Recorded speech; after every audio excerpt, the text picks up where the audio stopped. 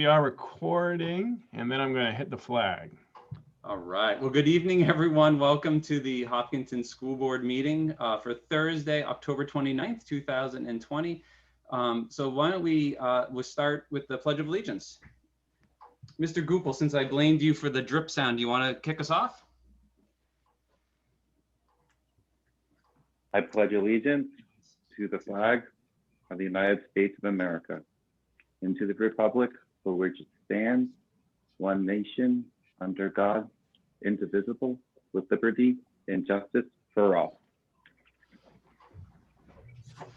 All right, thank you. So we have with us a full board this evening. We have Norm Goupel, we have Rob Nato, we have Andrea Folsom, Seth A-Frame, and myself, Jim O'Brien. And we're also joined by our two student reps, Mia Richter and Julia Chahade. So thank you all for joining us. And then we're also joined by our leadership team with Steve Chamberlain, Chris Kelly, Michelle Clark, Mandy Hibbard, Rebecca Gagnon, Bill Carrozza, and Amy Doyle. Thank you all for joining us this evening. So we are meeting tonight, as we have been since March, in a remote session. There's no physical location tonight for our meeting, and we're able to do so because of the governor's emergency declaration and emergency orders that have come out because of the COVID-19 pandemic. Those emergency orders allow for public bodies like the Hopkinton School Board to meet completely remotely and have no physical location. But these meetings are accessible to the public in two ways. The public can join us on Zoom, which I know we have a number of people joining us here tonight on Zoom. And then there's also telephone access that those who can't access over the computer can do so over the phone to listen into the proceedings. Aside from the no physical location for the meeting tonight, all the other requirements of RSA 91A, which is the open meeting guidelines here for the state of New Hampshire, are being followed. So there are minutes will be available. And then there's also a recording that will be accessible to everybody following this meeting. And the only other change that will be made from a live and in-person meeting would be when we conduct voting. Voting needs to be roll call votes for every vote. And so it takes a little bit longer, but those are the rules of the road that we have. I think I covered it all. So next item, Steve, are there any additions or deletions from the agenda this evening? No, the agenda is fine as it stands. I do have an updated decision-making matrix as of 5 o'clock tonight, and I put two additional documents, the signing of essential worker status, as well as some technical advisory regarding travel and quarantine, just for the discussion when we get to the holiday issue and educational model. But that's it. The agenda is fine as it stands. Perfect. And how about any correspondence this evening? There are some correspondence that have all been placed in the correspondence folder, so hopefully everybody get a chance to check those out. Great. So we have several sets of meeting minutes to approve this evening. And I believe they were all in our packet. So I would ask if there is a motion for the Hopkinton School Board to approve the minutes of the public hearing held on October 15th, 2020. So moved. Is there a second? I'll second. Is there any discussion? All right, hearing none. Norm? Norm Goupel is a yes. Rob? Rob Nato, yes. Andrea? Andrea Folsom, yes. Seth? Seth A-Frame, yes. And Jim O'Brien is a yes. Is there a motion for the Hopkinton School Board to approve the minutes of the regular school board meeting held on October 15th, 2020? So moved. Second. Is there any discussion, edits, corrections? All right, hearing none. Seth? Seth A-Frame, yes. Andrea? Andrea Folsom, yes. Rob? Rob Nato, yes. Norm? Norm Goupel, yes. And Jim O'Brien is a yes, and so those minutes are approved. And finally, is there a motion for the Hopkinton School Board to approve the minutes of the non-public session of the school board meeting held on October 15th, 2020? So moved. Second. You're on a roll. Any discussion? All right, seeing none. Norm, Norm Gupel is a yes. Rob, Rob Nato, yes. Andrea, Andrea Folsom, yes. and Seth. Seth A. Frame, yes. Jim O'Brien is yes. So those minutes are approved as well. So this brings us to our first public comment of the evening. So there are two public comment opportunities, this one and then one towards the end of the meeting. And so if anybody wishes to provide public comments, if you move your cursor or mouse down towards the bottom of the screen, there should be a raise your hand button. If you click on that, that alerts us that you have a public comment. And I'll just ask to try to keep public comments to around 3 minutes and just let us know your name and your address if you could. And so the first hand that has gone up is Trish Walton. Hi, Trish, you should be able to unmute yourself. Hi, this is Trish Walton. I don't live in Hopkinton anymore. I live in Henniker, but I'm a teacher at the middle high school. I just wanted to call to encourage the board to seriously consider the proposal that Chris Kelly and Rebecca Gagnon are going to put. The schedule that we're maintaining at the middle high school really is unsustainable. I feel like they've put together something that looks at student needs and curriculum needs and teacher needs and family needs. And I am working 7 days a week, 10 to 14 hours a day. I cannot keep up. And I think most of the teachers would agree. So just please seriously consider it. It's been given teacher input, lots of it. Thanks. Oh, I was talking to myself. Thank you, Trish. Appreciate your comments. Oh, there we go. Sarah Matson-Dustin. Hi, Sarah.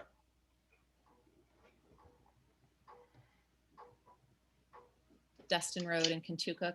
I actually just wanted to ask a question. I was wondering if you could tell all of us who are listening if you're going to be deciding tonight about the holiday schedule or if you're just going to be considering proposals.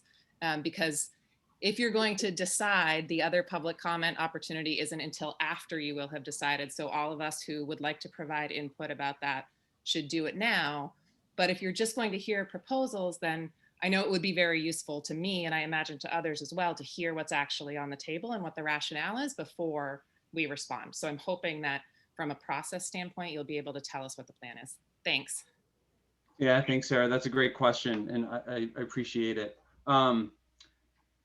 So I'm not sure. I guess part of my uncertainty is whether or not there's going to be a motion or a consensus of the board to move forward with a certain plan. So what I can suggest, if my fellow board members would be okay with this, I think if there was going to be a motion made in order to move forward with the decision on the holiday schedule, that before we entertain that motion, I would just ask if people would be okay with opening up to maybe public comments on that one piece. So I can understand we haven't really presented a full plan, and having public comment on it might be helpful. So I don't know how other board members feel about that. I see Norm nodding his head. All right, so Sarah, hopefully that helps. I'm not, part of it is, I think the board's going to discuss it. I'm not sure where that discussion is going to lead to, so I don't want to commit that we are or are not, but I do think providing the opportunity for the public to comment, it makes a lot of sense. That sounds great to me. Thank you. Thank you, Sarah. So the next hand that's raised is Andy Locke. Hi, Andy, you should be able to unmute yourself. Yep, hopefully you can hear me. Andy Locke, 641 Rollins Road. I guess I would like to just say, first of all, of course, thank you so much for all the work that you're doing. I would try to encourage you to try to bring it to a decision as you get to into the meeting, and I think it makes sense to open up comment because I think I've stressed in the past that I want to make sure that with each passing week we run risk of falling further behind, and the biggest thing would be in anything that we look at in terms of curriculum that we also take a look at the end of the year. And so whatever path we choose, that we recognize what the end of the year looks like, because I want to make sure that we complete everything we need to do for our students by the time they get to the end of the year. And that's it. Thanks, Andy. Appreciate the comment. So I don't see any additional hands raised, and so I am going to close the first public comment period and then move on to comments from the Hopkinton School Board. So I don't know, I don't want to call on people, so if you want to hop in, just unmute yourself and start talking. No takers this evening. Rob. Well, I'm going to pass, Jim. Past the norm. yeah, I'm gonna be real quick. I'm just want to encourage the community to vote next Tuesday. It's an important election, and do your civic duty and get out there and vote. If you need help to get to the polls, try and find someone that you can safely get there to. And just a quick shout out to the select board. Thank you for meeting with us on Monday. We appreciate your time. Thanks, Norm. How about the student reps? Any comments this evening before we start? All right, perfect. So we'll move on to presentations and staff reports. And so, Steve, I think I'm going to hand it over to you. Sure. Thank you, and I appreciate it. So just a little bit about background. There's a lot that went into this. We've been in school over a month. Certainly, we've had a couple of breaks in the smooth operations due to, we had some time remotely. So, but the board, we signed a memo of agreement regarding working conditions with the Hopkinton Education Association. In that document, there was a charge to get teachers together, administrators together in some form, and just check in where we are, and bring the next iteration. I think, Jim, you've talked about adaptive management, and one of our goals is continual improvement. So we have lots of feedback from teachers, lots of feedback from families, some feedback from kids. And we set out with a kind of like a scheduling retreat. We had everybody come together, break out in schools. They brought information, data together from information surveys, met in between and came back together. And what you're going to see tonight is the culmination of that work. There were some guiding principles that supported this work. We certainly wanted to make sure that we as a building and as a group define some educational priorities about when you build a schedule.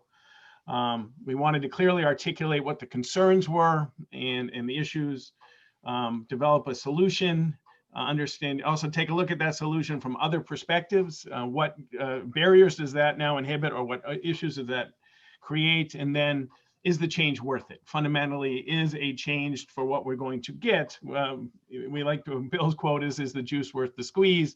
Something we've talked about quite a bit. So that's the frame. It was a requirement that we get together, and we do this anyway. We look for continual improvement, and you're going to see the buildings in collaborative effort and try what they think at this stage of our learning in a global pandemic, where we are and where we'd like to go.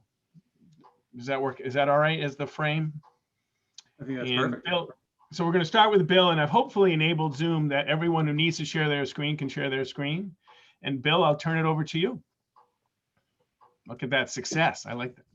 All right. So I can't see, well, I can see a little thin bit of all of you, but well, thank you, School Board, for allowing us to present a little bit tonight. This is a proposal for a Monday Flex Day, which actually does exist in a lot of schools in the state. And I actually sent out this week an email to principal schools throughout the state and got some really good feedback on how they're using it, really K to 12. So hopefully I can actually move this screen here. Don't you love it? I'm gonna stop sharing. I have no idea why this is not working, but what I'm going to do, you can still see it, I guess, huh? No, probably not. No, we're not seeing it. Okay, I apologize.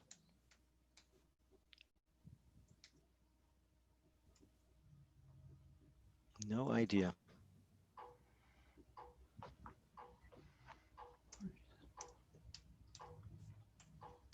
You probably hear my keys going like crazy trying to figure this out.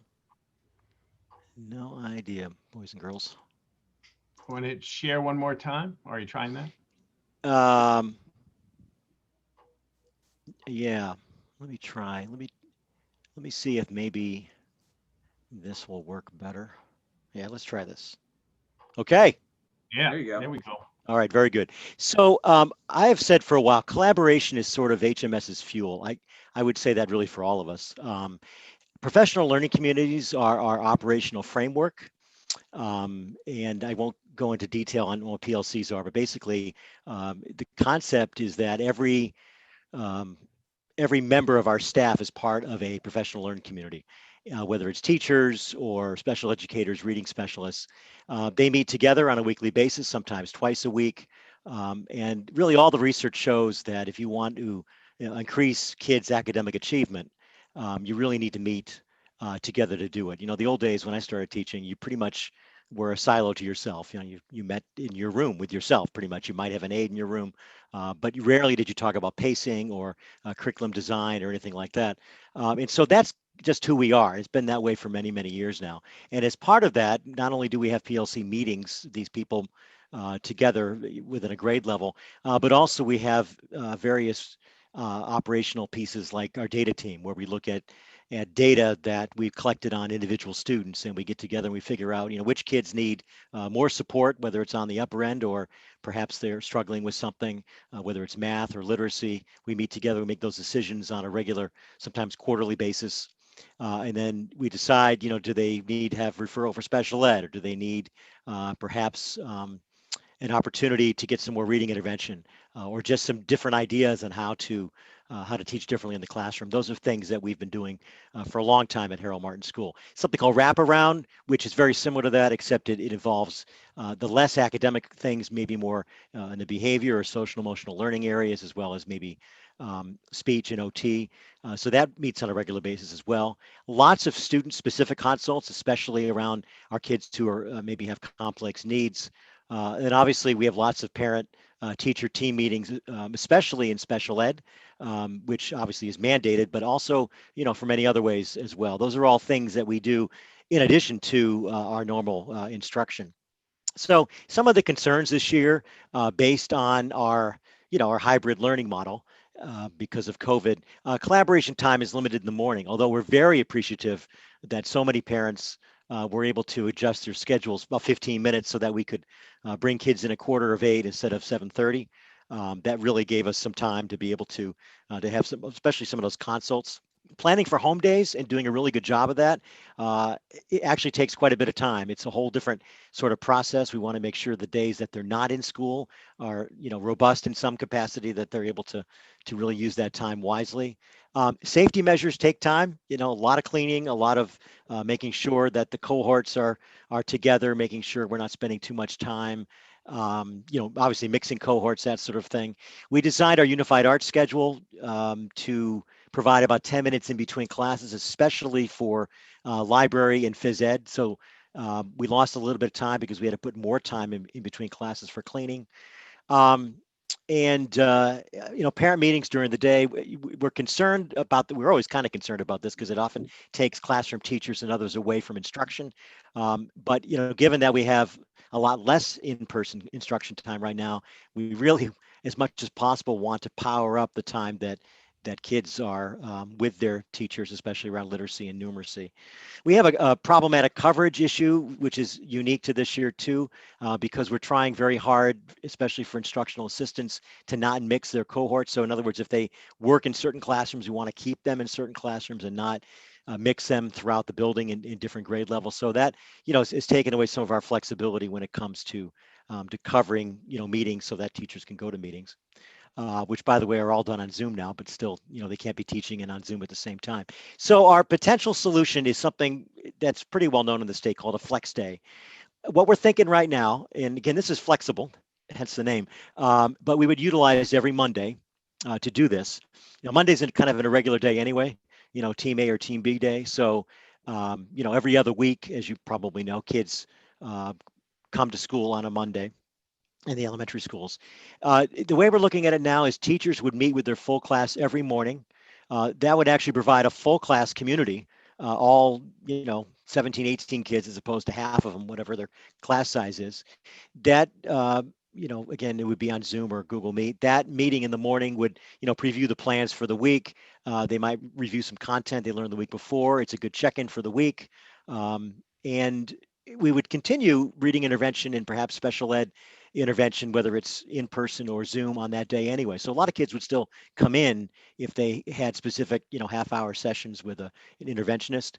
I'd love to do an hour in the morning of office hours for support too. So even after, say, a morning meeting, teachers would be available as they are now at times. Well, they certainly were during our remote couple weeks for support. We might stagger the times in the morning too, so that meetings all aren't at the same time. So for instance, if we scheduled a meeting with a parent at 10 o'clock, one teacher might be available, but a different grade level would be working at a different time. So 8 to 10, say, for preschool, kindergarten, grade 1, perhaps 10 to 12 for grades 2 and 3. Of course, nothing in stone. This is all just a possibility. Advantages of this, I think it powers up the rest of the week's instruction. It gives teachers the time to plan really well. It takes away some of the meetings that would happen during the instructional week. And I can't say all meetings would happen on that Monday. I don't think there's enough hours on Monday for that, but it would take away a lot of them. And it would allow us to do those big meetings like the quarterly data team meetings and so on. Home days, I think, would be stronger for both parents and students because there'd be more time to plan and get the paper together. And something that's different for Harold Martin, I think, is we're doing a lot of paper. As a lot of you know, we have the big bins in the orange tent that it's actually working out pretty well, but it takes time, obviously, to run off papers, but more than that, to plan what makes sense for that week. I'd like to think it'd be increased collaboration between home and school, and then every single student would have a check-in on Monday, even if they were normally going to be to school on that Monday, if they were a team A and it was normally a team B day. Obviously, there's some consequences for this, and I'm not going to diminish this at all. I think all the time about parents and the sacrifice they've made, they continue to make, and how in the world they're dealing with daycare. So there would be potentially 2 more days per month of daycare. They'd be partly school days because, but they'd be remote. And there'd be a bit less instructional time, but I really think that's mitigated by the other advantages of the model. So that is pretty much it. So again, is the juice worth the squeeze? I would say yes. The added time for collaboration, planning, and meetings are going to benefit kids. And as always, we're concerned about the kids who struggle the most, especially in a hybrid model. And I think this plan would give us, plenty of time for especially certain staff to plan for those kids. And I think that is it. Thank God I figured this out. And I will stop sharing right now. And I assume there's probably some questions and so on. Yeah, thanks, Bill. And I guess that was great. And I guess for Steve, I don't know, is it better to do Q&A after each presentation, or? Probably, I think we'll focus because each plan is going to be segmented differently. So probably a few minutes for the board and everybody to ask some questions, I think. Perfect. Okay. So questions for Bill? Bill, a quick question. What would it look like in a shortened week if we had a 4-day week or a 3-day week? You realize I'm writing down a lot of these questions because there's probably things I never even thought about until right now. So you're right. So if it's a Monday that's not normally there, not to mention Thanksgiving, off the top of my head, I'm thinking we'd have to really consider parents and to suddenly say, oh, by the way, this week, Wednesday is our flex day. I'm not sure that's fair to parents because their schedules are already set. That's what I'm thinking right now, Rob. Okay. So basically a dedicated day. If there's a Monday, this will happen. If it's not a Monday, then classes will meet as you've been doing it, generally speaking. Correct. Thanks. It would take away the weird Monday off and on thing too, team A, team B. Yeah.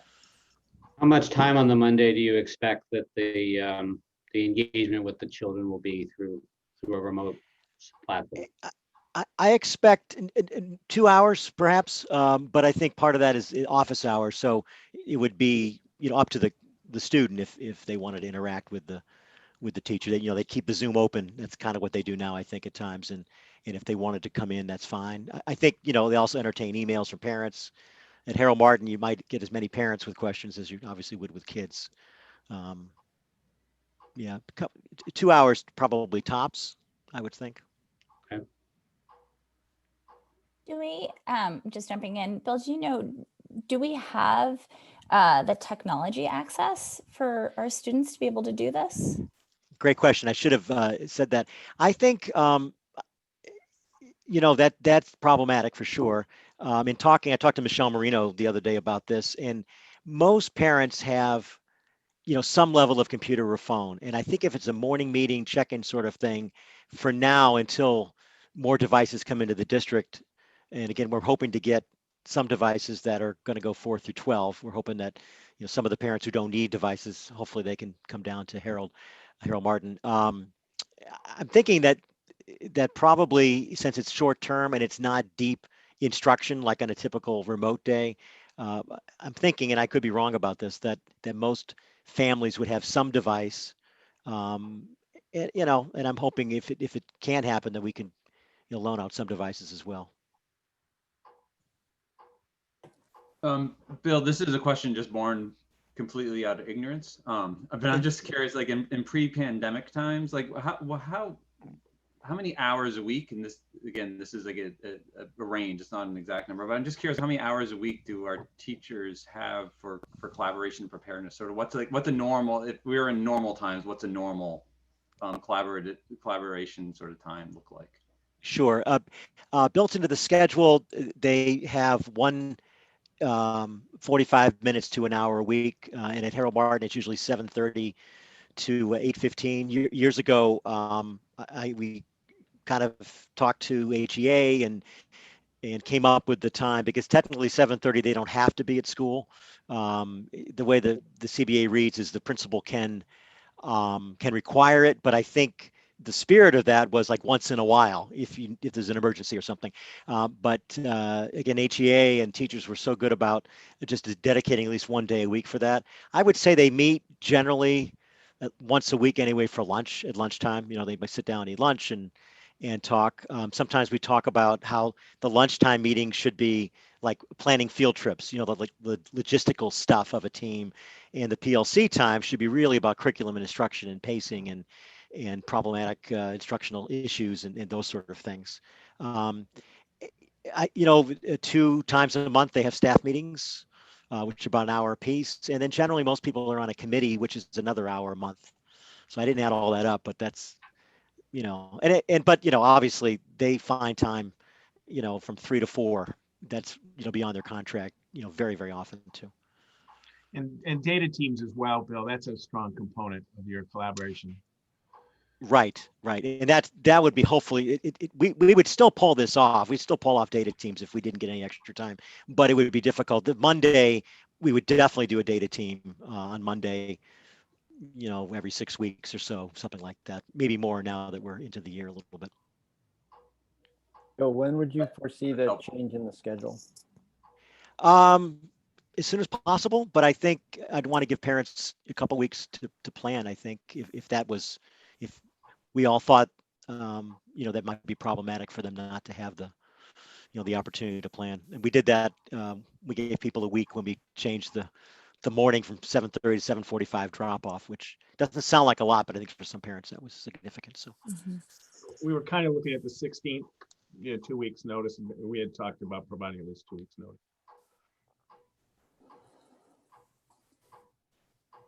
Other questions for Bill?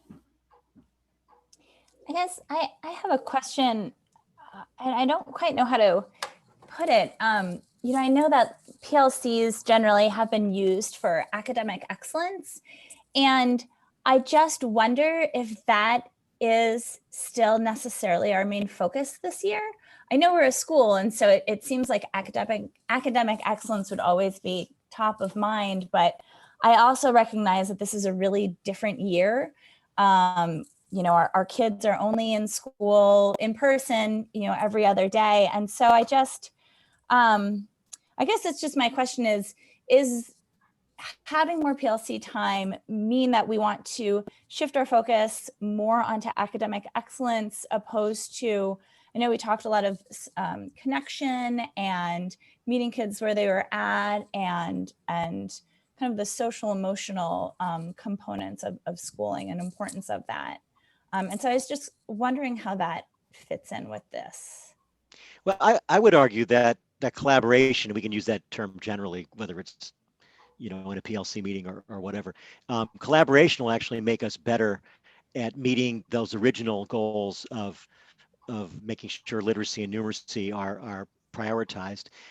Everything is topsy-turvy right now. Kids are, you know, it came back from last spring all over the place. And so we're just really now deep into doing assessments. Once the data comes back, I think we're going to need more than ever collaboration to make sure our pacing is similar, to make sure teachers have the ability to talk to each other and problem solve. Because like I said, things are dramatically different for all kids, whether they're, you know, they generally excel academically or just have real trouble. So yeah, you know, I use the term, I know I've never heard anybody else use this term, but operational framework, it's just how we do business.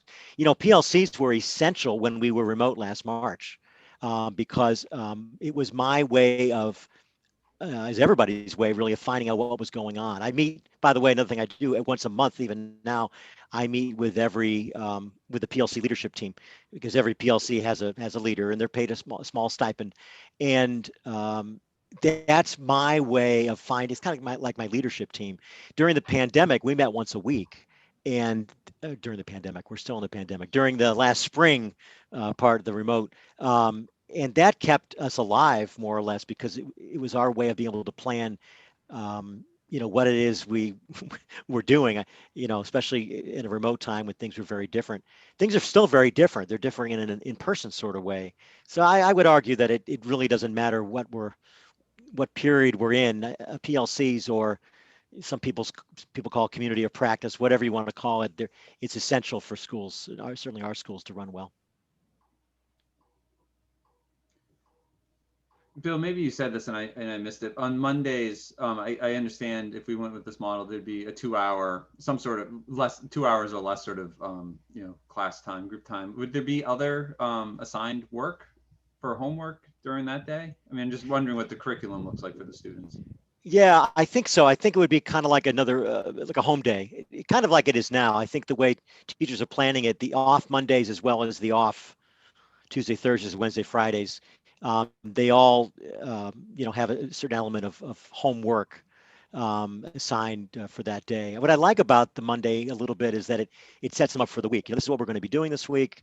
You know, you've heard about the flipped classroom before, which works probably a lot better at older grades where you set kids up at home and they do as much prep at home so that there's not as much, you know, content delivery at school. There's more activity and practice the material that you may have already learned at home. Obviously, you know, for kindergarten kids, it's going to look a lot different.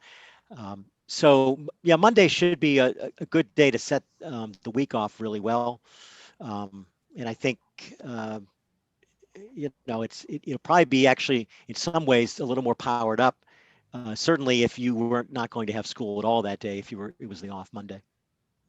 And how is the I guess how is the at home work for sort of the you know, first, second, third graders? I don't have a child at Harold Martin anymore, but I remember sort of what remote was like for a third grader last year. So I'm just sort of just curious what an at home day, you know, looks like in terms of curriculum for that young of a cohort. Right. It's mostly some enrichment for kids who might need a little more, and it's also a lot of practice.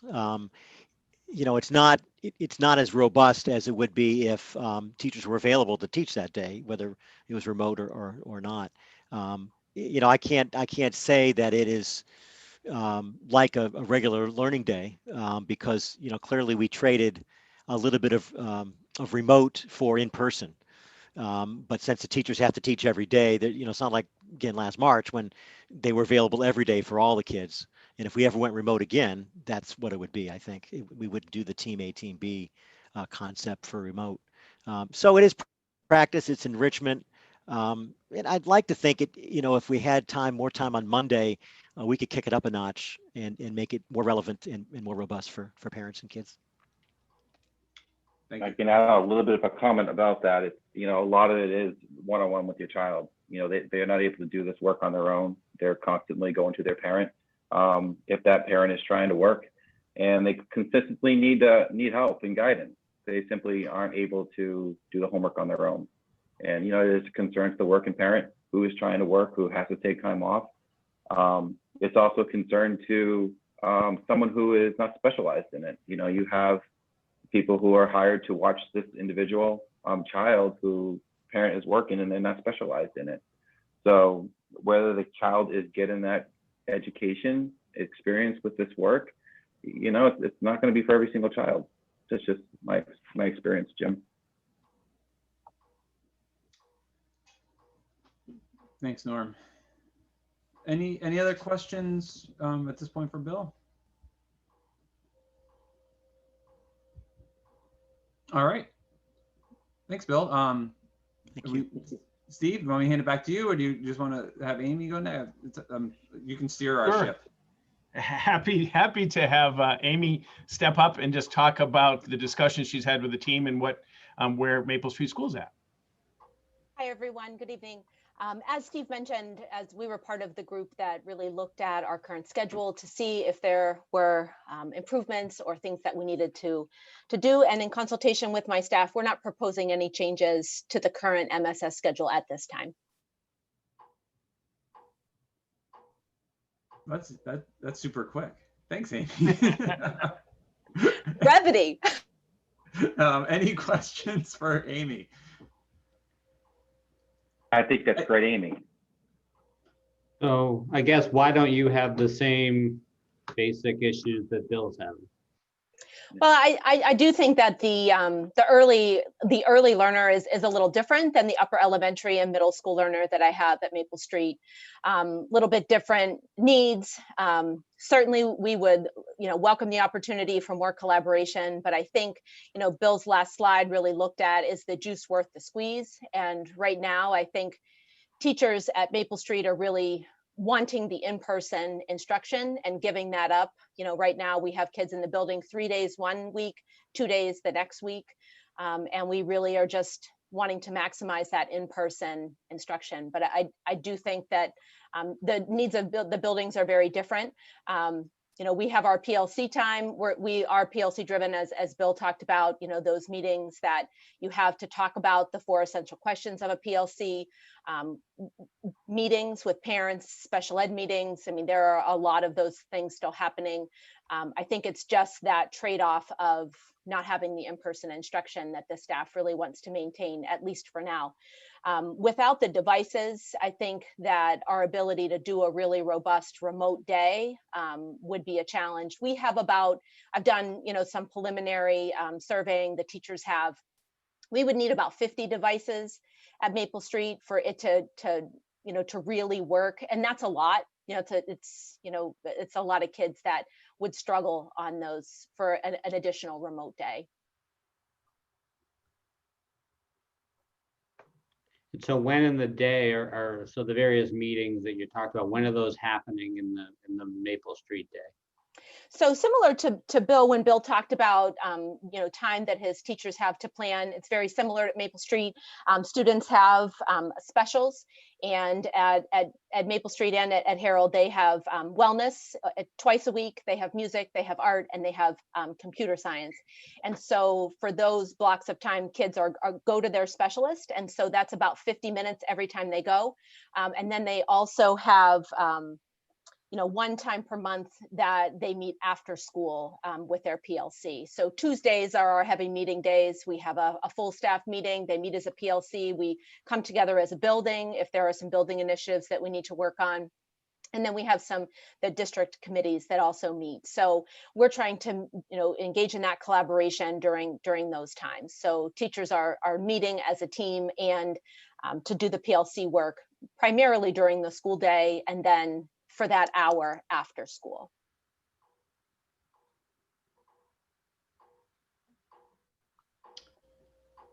Any other questions for Amy? Awesome. All right. And so now the middle high school, Chris. Great, thank you. So I just wanted to start off with just some opening comments, then I'll share the screen and we'll get into just our presentation. But as we began this work to take a look at our current schedule and what we're currently doing, I just kept coming back to an essential concern of mine, which was the amount of lost instructional time that we saw in the spring and that we're experiencing now. The current schedule has just continued to make it difficult for us as a school to make progress, I think, towards meeting the district goals, specifically the first goal of those district goals, which is to ensure student learning, and the district goals that also address the utilization of best practices in all of our operations on a daily basis. You know, and I recognize that during these times, it's almost nearly impossible to know what the best practice is because, you know, we're kind of building the plane as we're flying it on a daily basis. But when it comes to school scheduling, I think we need to continue to look at how we can, you know, better deliver our school's curriculum. When we think about the amount of time that we've invested in the development and revision of our current curriculum and our current schedule, I think many of us have realized that it's becoming more difficult to build capacity on our students' knowledge, skills, and understanding. And in order to ensure that all of this, you know, we need to consider an appropriate approach to a schedule that offers more consistency in our daily schedule. And those are some of the premises that we were working through as we began to take a look at this. And I know that the school board had charged us with looking at implementing a synchronous model. If you remember, Rebecca and I presented on an experiment that we had done earlier in the year. And we quickly realized that there were going to be some significant barriers. The first was related to technology. And in teaching both students at home and in person is challenging, I think, for our teachers. Teachers are teaching parallel classes, and that becomes double the planning and effort for them. And the teachers need to, you know, continue to have contingency lesson plans in the event that technology didn't work, which, you know, that's maybe something that we'll experience as we get into the winter months. And in order to make a synchronous model work, you know, as I think I've said before at board meetings, you know, we're going to need to invest in some technology, specifically better cameras and better microphones to help better engage the students that are learning at home. And, you know, we've deployed a small handful of cameras for laptops in some of our classrooms and better microphones. And I think we've seen that has helped to engage those students at home, but it's certainly not in every classroom. And currently, in order to be most effective, I think teachers need to continue to stay in front of their laptops when they have students at home. And to do that for the entire class, you know, it starts to disengage them, I think, for some of the students that are in class.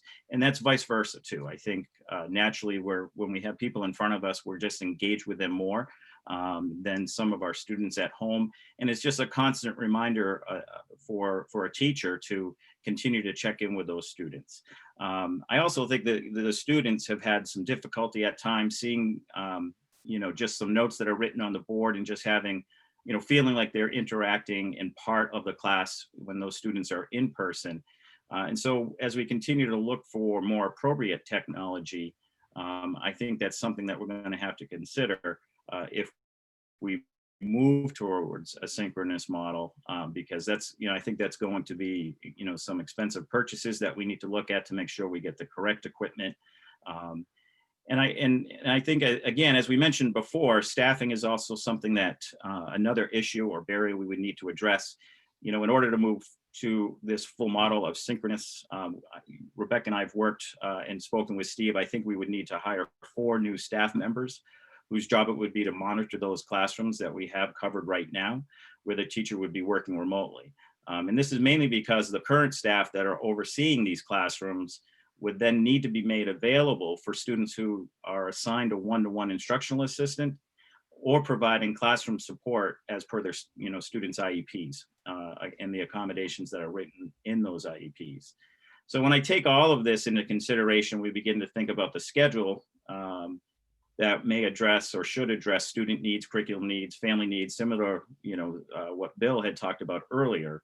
You know, we've tried to create an approach that is as balanced as possible. Now, there's no magic recipe that makes this all work, but we've worked hard and we've worked collaboratively between the administration and members of the scheduling committee that Steve referenced earlier, specifically Donna Zecca, Kate Sintros, Melanie Thornley, and Bridget Gaddy, who have then been our outreach into the overall school community. And on top of that, just, you know, conversations that Rebecca and I have had as we've been walking through the building or checking in with staff just to see how things are going. So I just shared those. Those are just some of the thoughts that I've had as we've continued to take a look at the schedule. I'll see if we can share my screen here. Does everyone see that? Because now I've lost seeing everybody on the screen. No, we don't see anything, Chris. Sorry. I wonder why. So Bill, how did you fix it? I don't know. I had the wrong screen up. That's why mine didn't work. And then I just unscreened it and found a different desktop. You Oh, found we go. we see stuff. There we Yep, go. there we go. All right. Ding, ding. So as we jump into this, one of the things we wanted to make sure that we shared with you was the list of priorities for looking at a new schedule.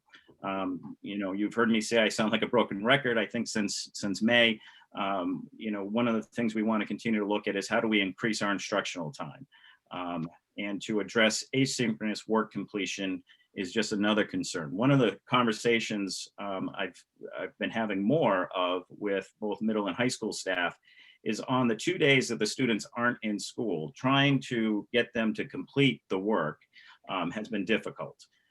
So trying to plan for students to learn outside of them being in school is just another added layer to the planning and preparation that teachers have to do. In the readings that I've been doing through ASCD and Ed Week, you know, it really stresses planning appropriately for engaging activities at home, not learning activities, but engaging activities at home. And the amount of creativity that that takes on top of having to work with the students and do your assessments and do your correcting and deliver the in-person, that's tough. So, you know, we talked a lot about that and how do we address that piece in the schedule. As we've talked about in previous meetings and talking about schedule, trying to align our schedules with the other schools that are in the district, because that would help to increase our consistency in our schedule. And then taking a look at a priority of how do we get into our schedule, how do we work into our schedule an opportunity to see all our students at once, which we'll talk about tonight. And then the availability to offer more remediation time. Right now, our current schedule, we've taken out the academic advisory. We don't have that at the end of the day in our current schedule. And as the weeks go on, as the days go on, we know through our SST meetings and taking a look at student grades, you know, there are students that need those teachers' help at the end of the day, but we don't have that right now in our current model. So that's a concern for us as well, as we think about how do we continue to deliver and support all of our students. So this is what the 3-week rotation would look like, is what we would like to propose tonight. In this 3-week rotation with a skinny remote day, every week would start with a skinny remote day. So in that schedule on Monday, students would go to all of their classes remotely. So they would go to 8 classes. Those classes are approximately 40 minutes long. There's a break in the middle of the day, obviously for lunch. But as Bill mentioned, that's a day that we can take some time to set the week and set the schedule, do maybe some pre-teaching, some review. Rebecca will talk a little bit more about that in the remote day schedule. But if you take a look at the in-person week, we have a day 1 team A in person and then day 1 team B in person. So why do we do it that way? Well, that helps us to align with Maple Street because they go team A, team B, team A, team B. So on that in-person week, we would be in line with Maple Street. And then when we get into the remote weeks, we would go back and forth between a day 1 all, day 2 all, because that would be a remote week similar to what we did in the spring.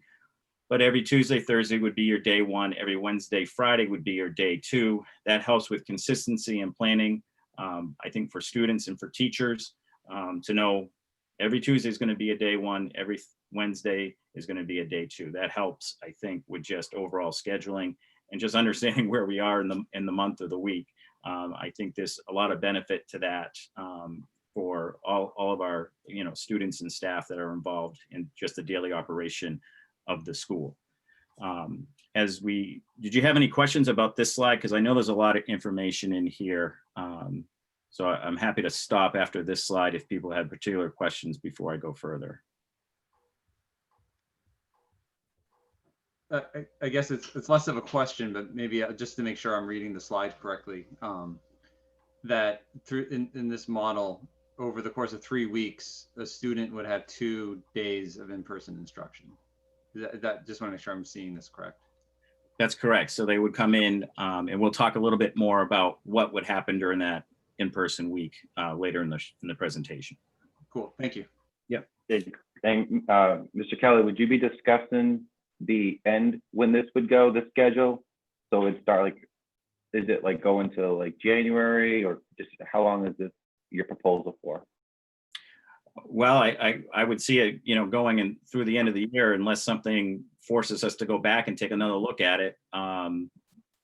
We have, right now we're looking just through, and I'll show you, I have calendars in here. We'll show you calendars. Okay, I apologize then. Okay, I just want to make sure. Okay. Sure. So if we take a look at November, you heard Steve talk earlier about looking at a November 16th start date. So we would start with a remote Monday, and then an in-person week from the 17th through the 20th there. Rob, I think this would answer a question that you had similar for Bill earlier. On the 23rd and 24th before Thanksgiving, that would be a day 1, day 2. So those would be remote days. We wouldn't pull a skinny day on that day. And then as we return back from Thanksgiving, we go into 2 full weeks of remote. Now, why do I like this? Well, I like this because if people are traveling over Thanksgiving, or they have family coming from outside of the state or outside of New England, this kind of builds in that 2-week quarantine. And, for me personally, as a building principal, one of my jobs is to do everything I can to keep our students and staff safe during the school day. I think this helps to do that after a vacation and a holiday. We would go into another remote skinny week on the 14th of December, and we would have the same scenario on the 21st and 22nd in December, where we do a day 1 remote day, day 2 remote day before we leave for the December break. And then when we get back in January, we have those 2 full weeks of remote again, similar situation to what we had after Thanksgiving. And then we would go into our in-person week, and this would continue, this type of schedule would continue. On the 18th is a holiday, so we wouldn't do a remote day that day. So again, similar to what Rob was asking Bill, since that's a day off for our students and staff, we would just have an in-person week on the 19th through the 22nd. So that's what the calendar would look like over the next 2.5 months for us. The end of January, we kind of get into midterms. So we would have to take a look at how do we implement that piece there. That's on our next admin council agenda to talk further about that as well. So if we took a look at the current models that we have, and we think about the direct instruction sessions that we would have in our current hybrid model over 4 weeks, students are getting direct instruction from their teachers 5 times over 4 weeks. In this current model that I presented tonight, or where we're 2 weeks remote, 1 week in, with the 3 remote skinny days, you're looking at 11 times where they have the opportunity to have direct instruction from their teacher, either in person or remotely. When we were 100% remote in the spring, it was only 8 times in that current schedule that we had. In a typical school, when everything's fine, and we're looking at 10 times over 4 weeks where the students have the opportunity to receive direct instruction. So I think for me, when I think about the loss of instructional time and how do we make up some of that time, and we take a look at the current hybrid model versus this presentation that I'm showing tonight, I think it's a significant change when we're thinking about the amount of loss of curriculum. I've had emails from parents. We've kind of gone back and forth sometimes. They have shared that same concern. The question about academic excellence, Andrea, I think at the middle high school, if you asked any one of our teachers, they want to continue to deliver the best quality education that they can. You can't take that out of the best quality teachers in the state, as far as I'm concerned. There's a reason why we have maintained a high level of performance, not just at the middle high school, but at all three levels. And that's because we have a teaching staff that wants to give 110%. We were giving 110% before we went into a remote model in the spring, and trying to maintain that going into the fall, this fall, has been difficult. But they're still there. They're still doing it. They're still working hard to do it. And I just think I'm doing my due diligence as their principal to bring forward a schedule that was worked on collaboratively, just to show that, one, yes, I believe this will help teachers, but I also believe it will help students because they will have more contact time, either remotely or in person, to meet with their teachers and get more curriculum. This also allows for more opportunities to assess our students. And when we're in our current model with only 5 times over 4 weeks, that's not a lot of time to deliver curriculum and to assess our students. And when we're thinking about the students at home and the students in person, we think about assessment.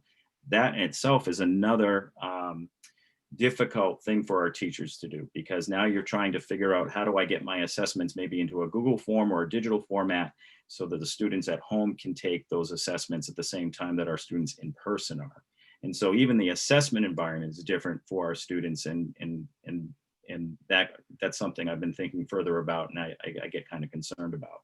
So that's just a broad view too, as it goes into the 9 weeks and the 18 weeks, the number of times that we would have the opportunity to offer direct instruction.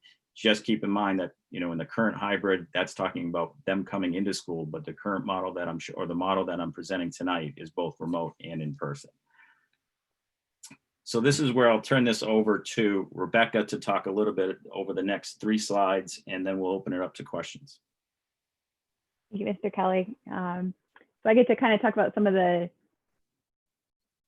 oh, is Norm talking? Do I need to? Oh, okay, sorry.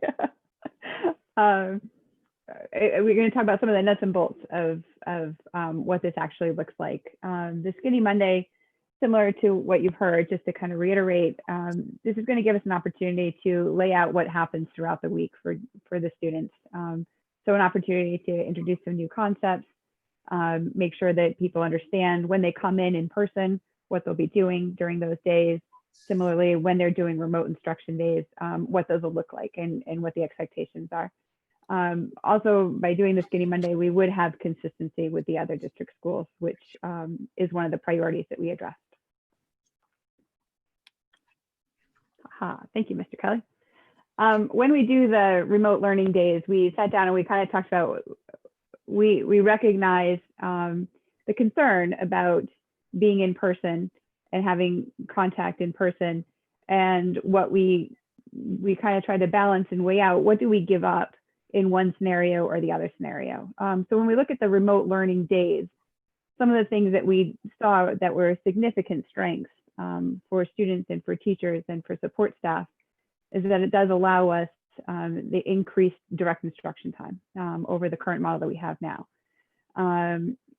Something that has been interesting a couple times, if a student has had to switch a schedule or come in on an off day, they just sound so surprised and shocked to see a friend that they haven't technically seen, some of them since March. And when they were remote for 2 weeks a little while ago, and they were all online together, they were excited about, oh my gosh, who's in my class, and kind of collaborating with each other for the first time. So while we, on some hands, we do enjoy the small environment, it's also really fun to see your entire class together. I think it's no secret, splitting the alphabet up the way we did. Sometimes there's an imbalance in the class size or how many kids are in the class, male versus female dynamics, things like that.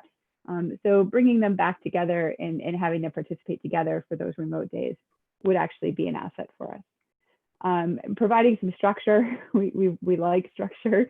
And with the remote learning days, knowing we're going to have a dedicated 70-minute block that a teacher can break up, do some direct instruction, do some guided work, stay on and meet, even if there's some independent work going on. This next one, actually, I'm just going to kind of blend the next two together. Obviously, this is consistent. And the enterprise version of Google is a very exciting addition. Mr. Stone was able to secure this for us. And this affords some of the technology pieces that were really lacking for us in the spring. And when we can bring things like breakout rooms, so the ability to take your whole class and divide them into 3 or 4 little discussion groups that the teacher can bounce in and out of and facilitate, and have those smaller spaces for students to still have discussions within a classroom, even though they're doing it remotely, that's going to be huge. And that's one of the things that we were significantly lacking earlier when we were doing remote learning. But that piece alone would really help to enhance what we do. The other piece of this is the remote learning days. As Mr. Kelly had kind of said earlier, it's going to give us some of that time to work with individual students, small groups of students, or even sometimes whole classes that just maybe want to meet and continue a concept. So in our schedule of the remote learning days, we've built in some office hours, similar to what you would see in a college setting. They're consistent each day. It's an opportunity for either the teacher to schedule students in to see them, or for students to say, you know what, I really need to go see a teacher and be able to have that time to have those discussions one-on-one, small group, or even whole class to kind of review a concept ahead of an assessment or something like that. So we're excited to have that back. We know that that was a piece that we've built over the years through our academic advisory. We put in academic advisory for a reason, and we really have missed it this year, especially as we've gotten further into the year. So to have that back and to have that time with students is pretty important to us. The in-person days, for us, it was very important to ensure that it was not going to be everybody take an assessment when you're in every single time you're in. That could be very heavy for kids, and that's not what we're about. So we've talked a lot as a staff about what are some of the things, what are the opportunities, how would we use our in-person days to really maximize what they're all about. Before you hear, there are some samples of what we can do, but we really see the benefit in having those collaborative conversational components. So doing a lot of hands-on work, working with manipulatives, working with information, sharing opinions, connecting with each other. That's the core values and our beliefs that we'll be looking to enhance through our in-person days.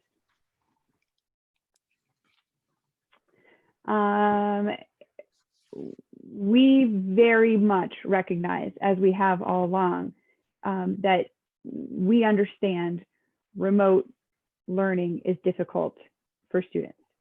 And it's important to us to build in a mechanism for students who need to be in person to be in person.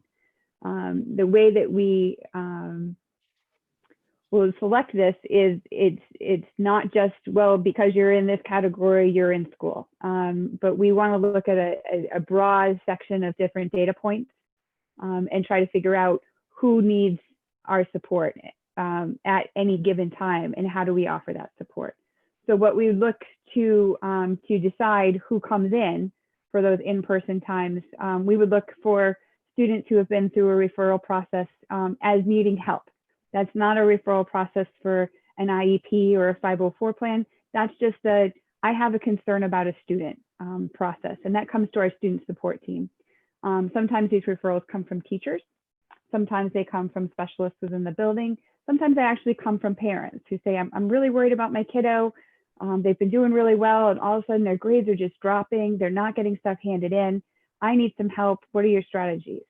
So we'll bring them through the guidance counselor or school counselors. They'll bring them into the SST group, and we'll kind of talk about, okay, who's the student? What are they about? Where are their successes? Where are their struggles? And then what do we have for supports to put those structures in place for the student? So that's one data point we'd look at. Our teachers last year at the end of the year, they spend an entire day going through each and every student in each of their classes and giving us data points about their success through the remote learning process. We were very interested in how were students doing. So we asked about grades, we asked about social emotional, we asked about participation, we asked about attendance. And teachers gave us that feedback based on what they saw each day in their classes. We still have that data, and it's a good data point to use to say who struggled with remote and who might struggle moving forward, so we can collect those students. We also, as we all know, we've been in school about 6 weeks now, and we have some good data around academic performance. Equal importance of the actual grade is students who have work completion issues. So do you have NHIs not handed in as your grade in multiple classes? That would be a data point that we would really look at. Students who've really struggled with some of their organizational skills or their time management skills. We talked a lot at the beginning. One of our major priorities, as Mr. Kelly identified, was the students who really struggled to structure their own day on their home days during our hybrid model. And we know who those students are. And parents have been really vocal about letting us know, my kiddo is struggling. What do you have? What are your structures? So we're trying to build a system here that would have those structures. We would follow a similar format of the Tuesday, Thursday, Wednesday, Friday model. And so we'd be able to bring students in 2 days a week to be in a facilitated environment that provides them the structure, provides them routine, provides them access to an adult who can help them to stay on task, to identify their priorities for the day, to participate in their classes, and to get work done, which for some kiddos right now, they haven't mastered those skills and they need that help, and we're ready to help them with that. So that's the last Yeah. slide. So I'm going to stop sharing the screen. And we're back. Yeah, thanks, Chris and Rebecca. Questions from board members from the presentation?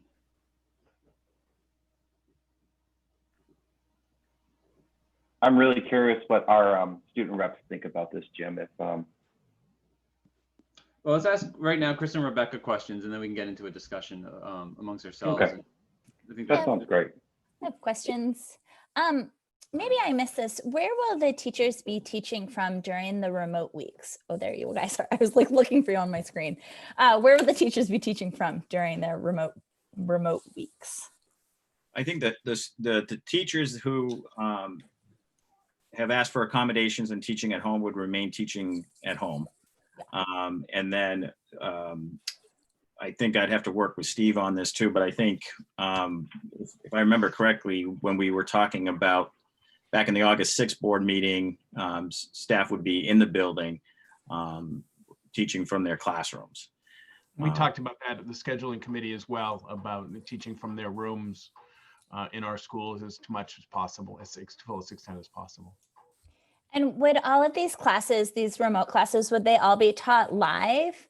You know, meaning it's not like you're going to get on and be expected to like watch a movie or do something like that. Would we have some sort of guarantee of consistent live teaching? Well, yeah. So there's a bell schedule that they would still follow. Okay.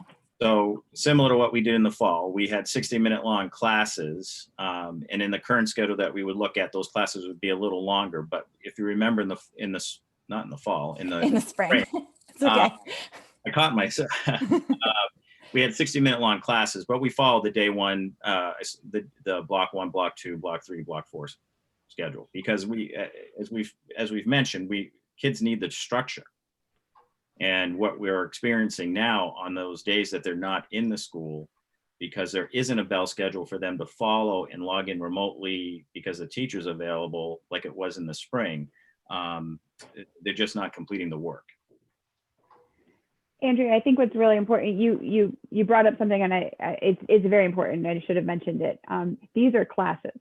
This is just like if you walk down the hall and you sat down in room 215. You would log on and you will sit down in 215, and you will have a full 70-minute lesson. There may be a video clip as part of that, but you're going to start with a teacher saying, "Good morning, how are you? Let's take attendance. Let's turn in homework. Let's go over any questions you might have. Hey, here's what we together are doing." There may be some times where they're doing independent work, where the teacher can pop in and out or conference on the side in those little chat rooms that we now will have in Google. but the class will maintain the entire time. So, you know, I could log in at any point in the 70 minutes and there'd be an active session going. There may be kids independently working, but the teacher is absolutely there, is still conferencing and working with individual students, and perhaps even at the end, pulling them all back together to wrap up and to do a class, just like if you were standing in front of them in person.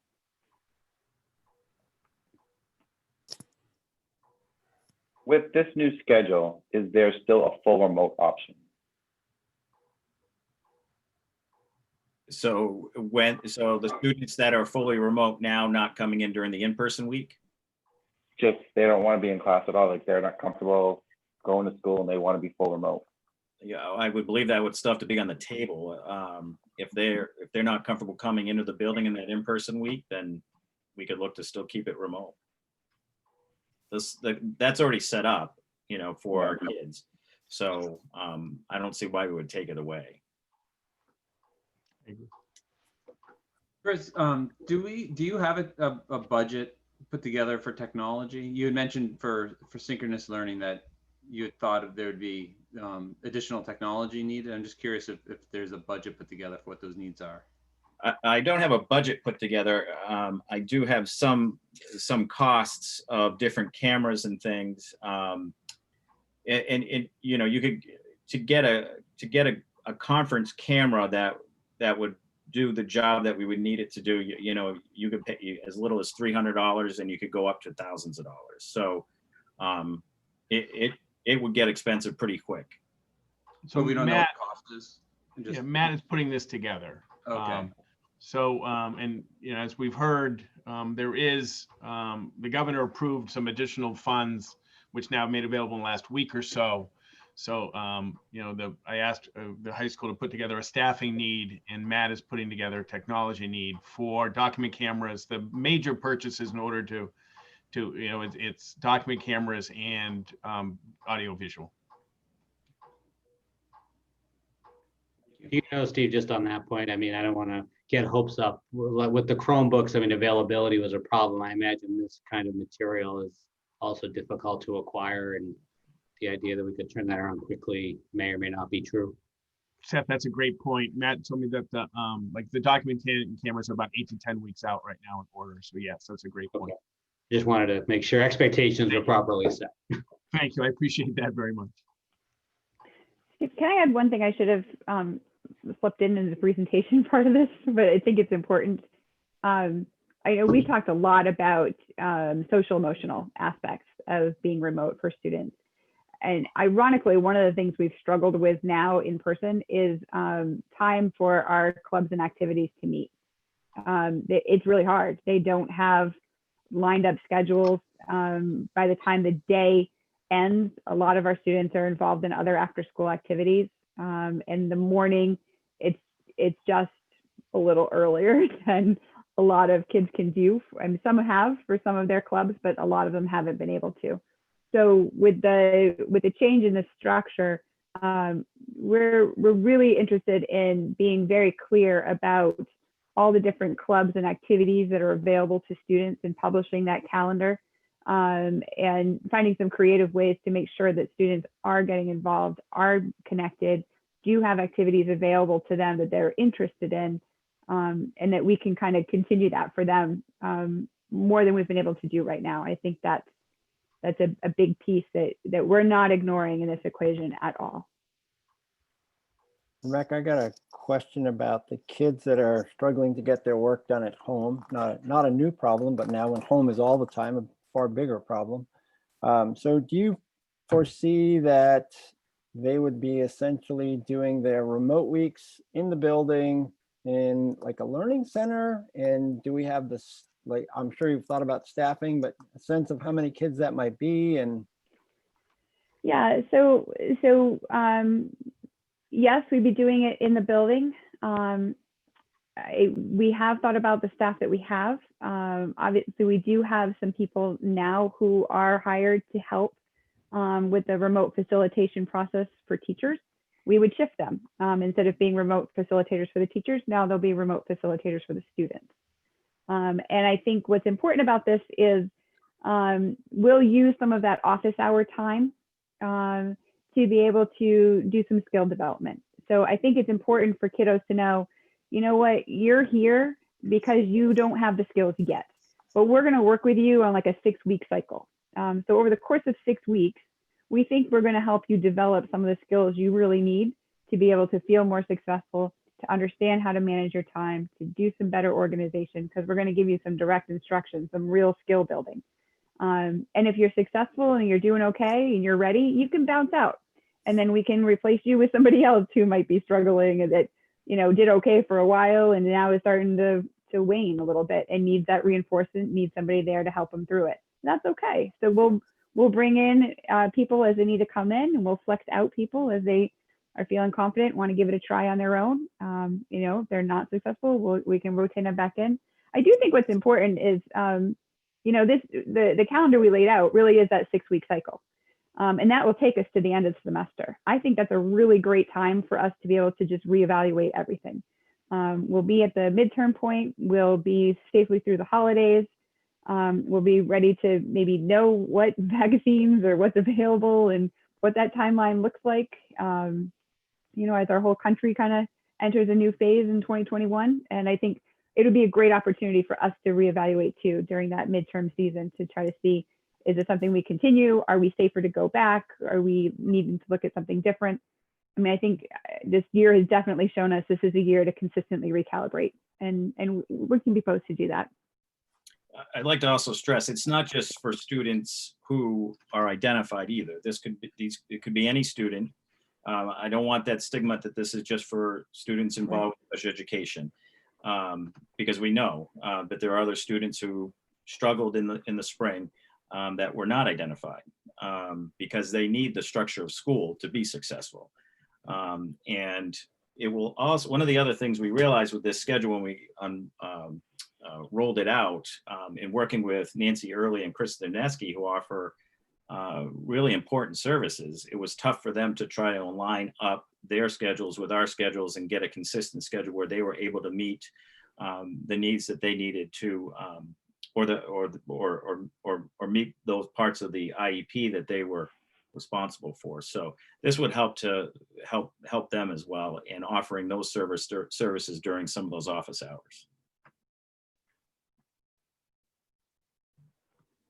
Right. I mean, as I looked at this and I think of some of the struggles that's gone on for the last 6 weeks, I think it's a very creative solution that balances more curriculum time and also attends to those kids that are struggling with remote, and in making, you know, the ability to teach those different environments, given, you know, everything that's going on with technology and everything else, a lot more feasible. So I think it's worth a run for sure.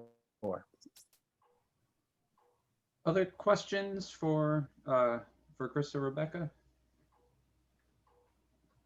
Maybe I missed this. Will we have our Chromebooks in by the 16th? Or will we have enough Chromebooks to be able to implement this if we were to move forward? Yeah, we believe we do, Andrea, just based on the 2 weeks where we were out already and the kids that requested them and needed them. Okay. I think that the important thing is like in the in-person days, anybody who has borrowed one, they got to bring it with them because we won't have enough left behind if a whole class needs to do it. So anybody that borrows one, you just got to bring that with you when you come to your in-person days. But I think we'll be able to swing it. Okay, thanks. So other questions at this time, and I guess what I'm hoping to do is get a bunch of our clarifying questions, you know, answered, and then go into a board discussion about how we want to proceed, and talk among ourselves. But knowing that the team is here to answer more questions, I just want to make sure we're getting all our questions answered now. I have another one. I'm just full of questions tonight. So I guess this is, I know that, you know, part of the struggle sometimes with remote teaching is that you're sitting in front of a screen and you are talking to the children, whereas in the classroom, it can be a little more hands-on, a little more interactive. And I just was interested in hearing your thoughts on how this new schedule will impact that. kind of the dynamic nature of classes and kind of teacher-centered versus student-centered approach to teaching and learning. Can I be real about this one? Yeah. They're already doing this, Andrea, which is really frustrating because we do have students now who are at home. And in order to be seen and heard and to keep the 6 feet that we're supposed to keep, they're not necessarily walking around as much as they used to.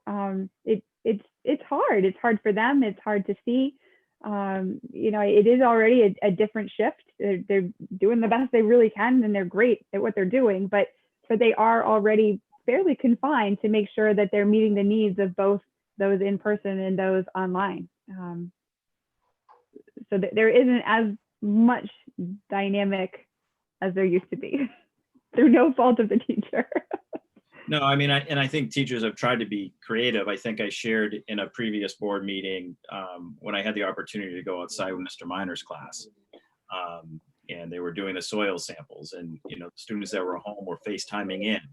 But that's a much different experience when they can't do those labs from home. So the teachers are really working to figure out different creative ways to include people in the activities that they're working on. I had a great conversation today with Kate Sintros about the class discussion she had, but she's turning the entire laptop around, and you have these little, like we do now, these little faces, and then the people, the students in the classroom. It is a much different dynamic, because when you are having a class discussion, you're reading people's body language, and how they react to something you say, and it's just a different model altogether, and it's not easy. I mean, the board, well, maybe I did attend a couple classes at Hopkinton last week. I did get to experience a little bit, even being a remote student. And we're mailing your report card tomorrow. My what? Wait, good. I did good in Jeopardy. It's hard to get the lesson started. Unfortunately, some of the students don't turn their camera on. So how do you know they're there? So you're spending about 6-7 minutes asking someone to make sure they're there, even during the lesson. There's a lot of reassurance to make sure that you're able to answer the questions remote, and then you have students who are in person, and the teacher's not moving. And so the dynamics in the classroom is very unique. I will say, but there is definitely an issue, with the technology, in my opinion. There's when I was a remote student, I was dialed in, and the teacher's camera kept freezing, so I was not able to see the screen when he was doing his math problem. Maybe it was one in a million that had happened, but it was interrupted. A teacher consistently affects everybody in class, and then people who are remote. So it was a very interesting experience, but whatever path they do, there's going to be issues, and it's something just to think about.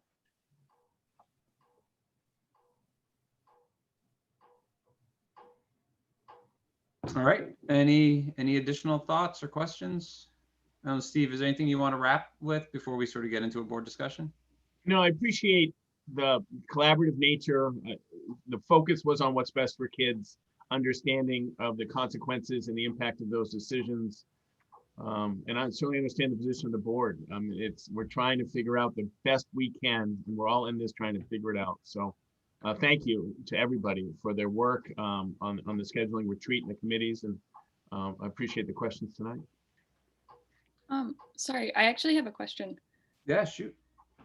So I don't know if there's an answer for this yet exactly. Just one thing that I know can be hard for me and for other students is when like separate classes, the teachers have different methods of assigning work on remote days, like independent remote days, and for homework, which I'm not saying is the teacher's fault. They obviously do not have time to be coordinating this with each other. But I'm kind of wondering, like with the new weeks where like some weeks will have different frequency of classes based on whether we're full remote or not, whether there will be some sort of suggestion for teachers for how they should handle that to make it easier for, students who are trying to keep track. And I think what's good about that, Mia, is actually it's reduced down to 2 days. right? So most of your days are going to be the same structure as, as a regular class. And there won't be that independent work. So the only independent work days are the week that kids are coming into school, the 2 days that you would not be coming into school. So I hear what you're saying. It is definitely different styles across the board, and we can maybe help create a more systemic format that people use, and what those expectations look like for those 2 days as opposed to every 2 days that it is now. But I think it'll give us all just a chance to breathe a little bit. Like, we won't have so much unpredictability, right? Like, we're going to know the structure, we're going to know the routine, we're going to know I'm Tuesday, Thursday, or I'm Wednesday, Friday, and I'm every day, for the remote weeks. So every day has a structure and a routine, and it feels a little more like normal school, and not quite so independent. Juliet, please. All right, I have to go in about a minute. That's just why but I think along with what Mia was saying, I'm not sure if this is what she was trying to say, but this is something that can be, in my opinion, fixed really easily. What happens even now, and I think it would become more of an issue if there were more remote days, is that on Classroom itself, some of them do a really good job of having things under homework and under, posts and information and things like that, but other teachers just group all of the notifications together, and I've already missed like 1 or 2 assignments just because there's like 20 different, all from the same date, posts under Classroom, and that becomes very hard to click through and keep track of, and I end up like bookmarking things and having a million different tabs open. So I don't know if that's what Mia was trying to say, but that's something that I've noticed. And also, I think that the new schedule is a really great idea. I feel like it will be better because I know that for a lot of classes, especially for AP ones, there's a specific amount of material that you have to go through before the end of the year. And at the current pace, I know teachers have advised us not to even sign up for the AP exam because there's no way to, have the right amount of information for it. So I think that this would be really good. Yeah, that's all. Thank you. Thank you. Thanks. Have a good night. So then part of the solution, Rebecca, is for 2 school weeks, your teacher's going to tell you, in the old model, this is the homework. I mean, you're going to see them and they're going to explain what the expectations are, as opposed to searching through various kinds of technology to figure out what the homework is. I mean, that's an advantage, I think. Right. It's a huge advantage. Yeah. That's that. So, I think that I now, again, and that right now that it goes from seeing your kids in person today, which is Thursday, and then almost 5 to 6 days before you see them again in person. And so, because you have that weekend. So this just allows, I think, more consistency to have that connection with the students. And, if it's a Tuesday and you're in on a day 1 and you have a homework assignment, it's going to be due on Thursday, right, like it would be in. I mean, I'll be honest, in my house, I have a whiteboard and I go through each class.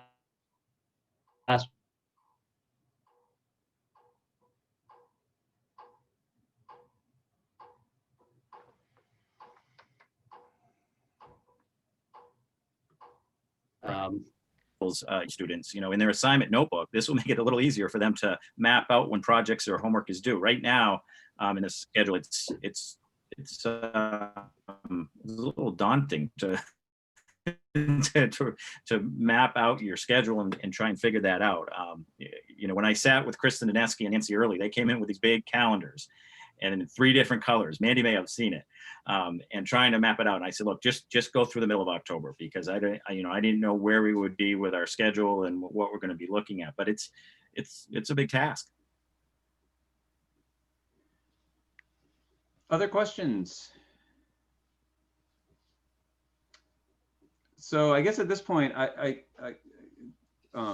trying to go through my head and figure out how to sort of do a discussion here. So I guess maybe I'll just start by throwing out for board members, just, I don't know, how do you feel about this? Sort of what's your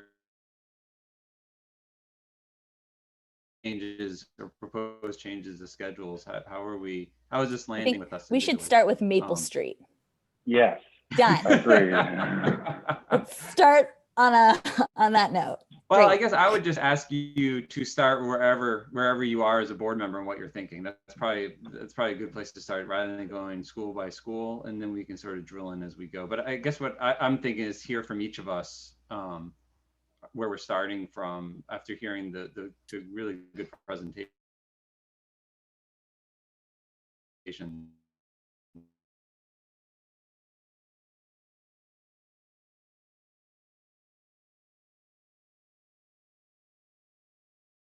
I mean, community feedback I've received is instructional time.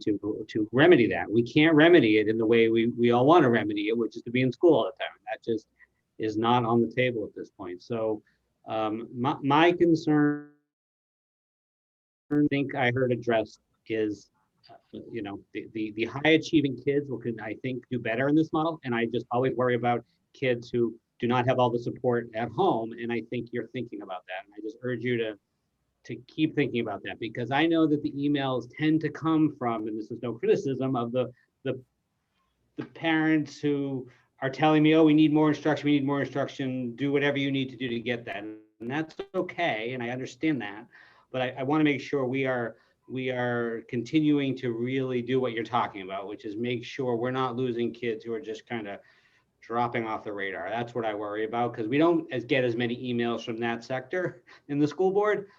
But I think about that a lot, and I think you're doing it, but I just want to say that I continue to do that. I have a little bit, can I discuss a little bit of Harold Martin, or do you want me to just say my overall feeling? I guess it's more just an opening, like how it is, what's going through Norm's mind. Yeah, we could be here for hours. No, I'm just no. So very censored view. No, so I'll try to be brief. So I appreciate all our teachers, and they know that. Every time I see them, I thank them for all what they do. Steve down to everybody. But what I continue to look at is what this is, public health crisis and what's going on. We are going through something right now that it's hard for everybody. And where I struggle with is we don't know what's going to happen tomorrow. We don't know what's going to happen next week. And seeing a calendar just gives us potential false hope, unfortunately. And I want our kids in school as much as possible, because I believe, they need to have, that support. And I get that. At Harold Martin, I struggle a lot with it, because for me, a lot of parents are struggling right now. A lot of parents are struggling to keep their jobs. A lot of parents don't have the time to be able to afford to pay someone to bring into their house to teach their child. And I have all the respect in the world for our teachers and stuff. It's just, it is tight right now with a lot of parents who are missing out on work, who aren't able to accommodate the needs for their child. And for me, there's a lot of uncertainty based on, Bill's presentation when he discusses, potential of having no device for these students. These are students who need to have interaction with their classmates. My child and a bunch of other child light up when they're in person with their classmates. And to take away, in my opinion, and it's just how I feel, not a decision, but to take away a day of that in-person presence for social and emotional support when we don't know what's going to happen in a week or two, to me, I just think is time that a student is losing. And that's something for me where I'm trying to grasp the concept of moving forward with such a plan like that. But our taxpayers, our parents, the ones who already went to their boss and said, hey, can I bring my child to work, or can I be out Monday? It's hard. It really is. A lot of people are losing their jobs, and they can't get that, and they need to have some support. And I don't want to change something in that specific age group where it'll have a ripple effect for many parents and many other people. And that's just how I feel, right now, where you know, you have one child at Harold Martin who is going to be home and another child goes to Maple, there's many parents who have kids in multiple schools. And so there's a lot of variable, you know, risk, I would say, you know, to every family if we decide to change something. In my opinion, that's been working great. I've heard a lot of emails, you know, Steph talked about emails from the community. We received a lot of emails asking us not to change anything, to continue moving forward with the hybrid model because people simply cannot afford to miss work. And, you know, they're taxpayers, this is a public school, this is what they're asking. You know, they want to be able to have, you know, I believe in what's best for kids, but we also have to understand we have to find a compromise where we are able to meet the needs of everybody. That's what's going through my mind right now, Jim. Thanks, Norm. Rob, Andrea, I'm happy to hop in too, whoever wants to go. I'll start, Andrea, if you'd like. So I'm thinking about Ken Traum on Monday night when he said, boy, I'm glad I'm not on the school board. And I was thinking, boy, I'm glad this is a year that I'm not teaching because it's got to be really difficult. And I think about that, and I've had some conversations with some teachers that I'm sure that everybody is constantly trying to do it better, but I'm also sure that they're also constantly feeling a little bit guilty about not being able to do it better. And that's a really difficult scenario for the teaching staff to be in. And, you know, we've looked at a lot of different models and we've tried some things. And I think that if this year is anything, we're learning that we need to test. And I think, you know, if it should not work at Harold Martin School and we need to go back, then we can go back. And if I'm understanding Bill correctly, we're really talking about 2 more Mondays a month, right? That kids would be at home and the rest of it would be pretty consistent. So, you know, for me, I'm feeling like if we're going to deliver the best education, whether it's curriculum at the middle high school or whether it's education in general and making sure that we're meeting the needs of all those kids, then we should give this a go and trust the intuitions of the educational staff that's there on the ground. That's my sense. You know, I don't know what to say to parents that are struggling, Norm. I really don't, because I'm, you know, I've got, that's sort of in the rearview mirror for me. But and I don't mean to be dismissive about it, but also just thinking about parenting in the rearview mirror. There's a lot of things that when my kids were younger that I worried a lot about, and now I wonder why I worried as much as I did. And you know, human beings are incredibly resilient, and I think that, you know, 5-10 years from now, we'll all recognize just how resilient we all were, and hopefully can be. So I would support both of these changes. I think I've got a little bit more, you know, I'm at Harold Martin School. Yeah, I get that. It's difficult on the parents, but I think it's worth a test run for a period of time. And I think at the high school, it's a very creative solution to providing more curriculum and making sure that we're attending to the needs of those kids who are struggling at home. Bringing them in, having them in learning centers, giving them the support, and teaching them to be able to do it on their own. I mean, we've been through that process. So that's where I'm at. Andrew? Bill, I have a question. I'm sorry. I had a question for Bill. Is there, have you thought through, so what do you do now for at-risk kids who are home? Is there any, do you have any ways that they come in now? Yeah, some do more than the average kid. Some come in more than 2 or 3 days a week. Some come in on their off days for services, and others on their, I shouldn't say off days, home days. And some on their home days actually get remote intervention from either special ed or reading. So we do have quite individualized plans for these kids, quite a few of them. And is there,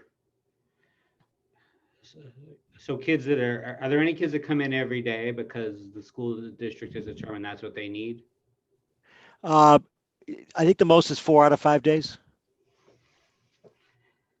And would we be able on the Mondays to extend to kids in those kind of circumstances an ability to be at school? I think that's certainly open for discussion, probably not all day, but certainly for services, for a portion of the day. Okay.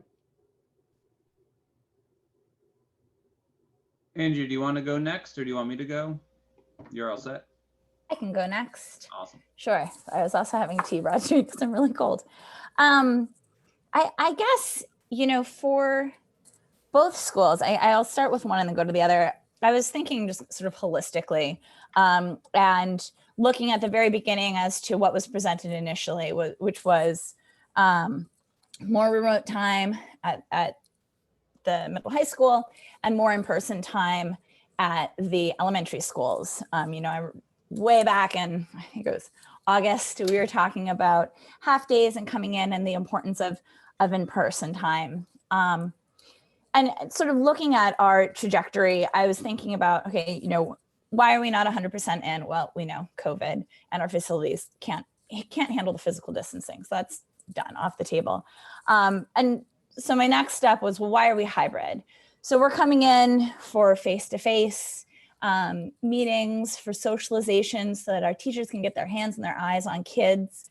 And so that kids can see each other and how that's different, but important at all of the different levels. And then sort of also reflecting on Bill's saying, is the juice worth the squeeze, and applying that to both, because I can say that Maple Street School, I'm fine with that. No change, done. I guess, starting from the beginning, starting at Harold Martin School, it's no secret that I have one child at an elementary school who is hybrid, and I have one child who is remote, just for personal family reasons. That's what we decided. And so I've had insight kind of into both worlds. And I really see their benefits. And I see some of the challenges for both. For Harold Martin School, if we were to ask parents to do a remote day, while I understand that it's just a day or 2 extra days of daycare, it actually is a lot more than that, because what we're also asking are for families or for childcare providers to assist a child in engaging with remote learning. And that I do it 5 days a week, and I am with my child, and my kiddo is having a great time, but I will say it requires me to be in the room the entire time. And that I heard a lot of feedback from parents for the past 2 weeks that we were remote, that balancing those things, I just don't land that in this case for Harold Martin. And I appreciate our teachers, and I did not in any way mean to suggest that they are not going for academic excellence. I feel that strongly that teachers provide so much more than academic excellence. And I think that's something that I've talked about, that this pandemic has highlighted the necessity of our schools to provide so much more than just education. But in this situation, I just personally, I don't feel that the juice is worth the squeeze. I think that asking our families to engage in remote learning every week, because every Monday they will be expected to do this, it's a lot. And I just, I'm just not there, unfortunately. And I wish in a way I wish I could be there, because I do want to be able to offer that support for our teachers. But I just, in this case, in this instance, I really feel it is important for those kids to be able to continue to be in hybrid in school. I appreciate the work of the PLCs for years. It is my hope that all of the work that they have done over the years is able to float them a little bit for this year. I know it is a, choose my words, crappy year for a lot of people. So that's just where I am with Harold Martin. I'm just not there. For the middle high school, this is different. I don't have a kid at the middle high school, and so I'm relying a little bit more on other parents and teachers and folks who are in the mix. I worry that we may have more kids who need in-person teaching or in person in school learning than we'll be able to handle. And I'm also still wondering, I guess, about the difference. And I didn't bring this up in questions because it's not really a question necessarily, but what is the difference between this schedule and the concept of remote everywhere? It's just something I'm wondering. I do like the idea of being able to come in for labs and be able to come in for assessments and the hands-on stuff. But those are just some of the questions. And again, they're not like questions that I can ask a specific person, but just more theoretically, things that I am still wondering about and thinking about. So that's where I'm at. Um, Can I just jump in and ask Bill a question, Jim, before you do your thing? So one thing that, Andrea, you talked about it being support for teachers. And what I'm hearing from Bill is, and I think of PLCs as, yeah, part of that is professional development, but I'm really seeing this in this situation as collaboration so that they can better support students. So I guess, Bill, if you could clarify if you see this as more of a need for support for teachers or more of a need for support for kids.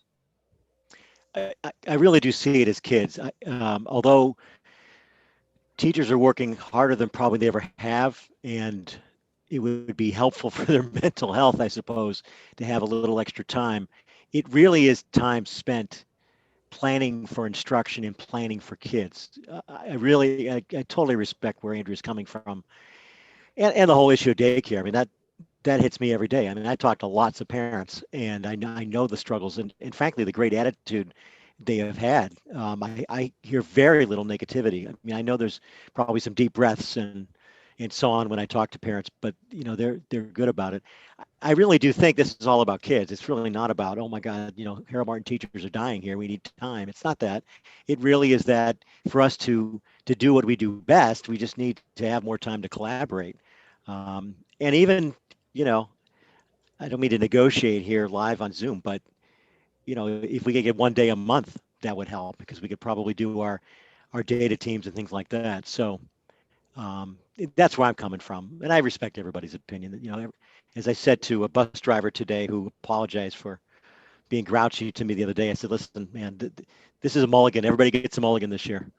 We got to just assume best intentions and be patient with everybody." So I hope that answers your question, Robert. Thanks, Bill. yeah. Sure. So I like the mulligan one. I hit a lot of mulligans. So I guess my I think Andrea probably best articulated where my thoughts are on Harold Martin. I mean, I just think about I had a third grader who did remote last year, and I know the struggles that I had, and so I deeply appreciate that another 2 days who it's falling on the backs of and how much we can expect. And so I like, Bill, your negotiation of thinking like, how do we accomplish it, but maybe not taking away 2 Mondays a month. But is there something that we can creatively do to get that planning time? Because I understand the collaboration and the planning, but I do struggle with the remote option for Mondays. That's hard. That's where it landed with me anyway, and that's what's running through my mind. And then on the high school, I just must say I struggle a ton with 2 in-person days, pretty much over 3 weeks for students. I understand that there's remote and there's skinny days. I get all that, but I also understand that we would be, in my mind, moving backwards from student in school learning. And I just think about the matrix and where we are, and what we would be doing is taking more student time out of the classroom and going to remote, which I understand remote instruction. I don't think, like, personally, I'm not sure that to me is the best instruction that we could be giving. I understand we can deliver more curriculum, but I worry about where we are today with the pandemic. where we're heading, and none of us have crystal balls, so we don't know. Dr. Fauci throughout the year 2022 before we can think about going back to normal again. And I just think about, you know, the time spent that all of our kids are going to be staring at screens, getting instruction. And I feel like we, in this model, we would be retreating back before we have a health reason to be retreating out of classroom. And just, you know, from where it lands with me, 2 days in over 3 weeks just isn't enough. So I struggle with that. I mean, that's where I'm struggling. And I do appreciate and fully understand the curriculum piece of it. And so like, I'm not trying to dismiss that.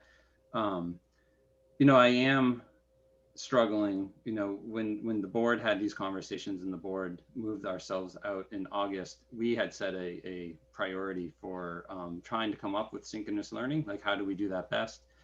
I understand that there was pilots and it was tried. And I understand and appreciate there's technology challenges. But I guess on the priorities that were put out, that wasn't one of them. And then we haven't seen a budget for what technology needs are. I know we've talked about that there have been some since August, but we really haven't seen that. I also, I guess I'm also concerned that I get that all classes can't do synchronous learning. Some are going to be more challenging than others, but I guess I just feel like I'm not seeing a lot of momentum or motion trying to go in that direction. And I guess how this is landing with me, rather than that, it feels like we're going in the opposite direction. And then I know there's a lot of students that that may not fall into the categories that we're laying out about, you know, they may not be very well, or maybe they are organized and maybe that they are completing their work on time. But they really have, or their parents have, or their families have other reasons that maybe those students should be being in school. So maybe on the surface, they look like they're successful, but when you dig under the surface, they're really not. And I just, I struggle with how those decisions for who should have more access to in-school instruction would be made versus those who might not. And having kids who, you know, may on the surface be looking like they're successful, but then being delegated for the next, you know, 6 months to getting their education over a computer screen fully. Again, I struggle with that. And I know that sounds a little dire, and I'm sure that's not how we operate, but the social and emotional aspect of where we are and what school and in-person class provides for students, I struggle with at a time when the health and safety isn't driving it, that we pull that out after we've had months and months and months and months and months of discussion about how important those connections are and how important it is for students to be going to the classroom. I struggle. I'm struggling with that, and I understand the intentions of everybody is good. So this isn't.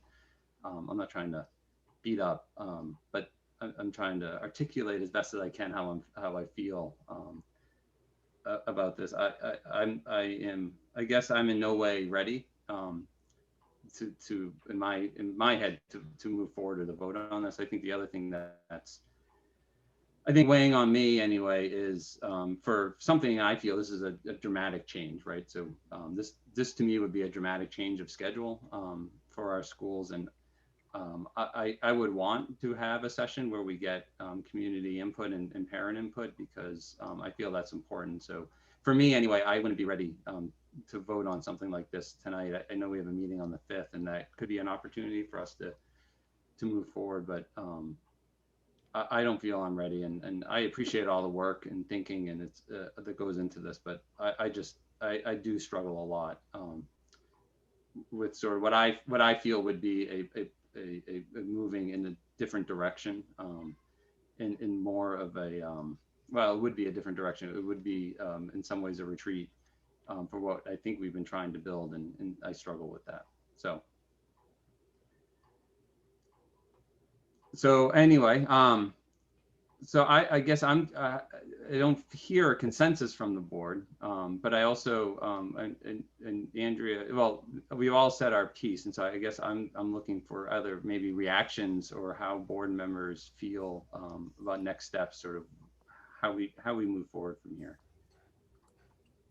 Well, Jim, I hear what you're saying.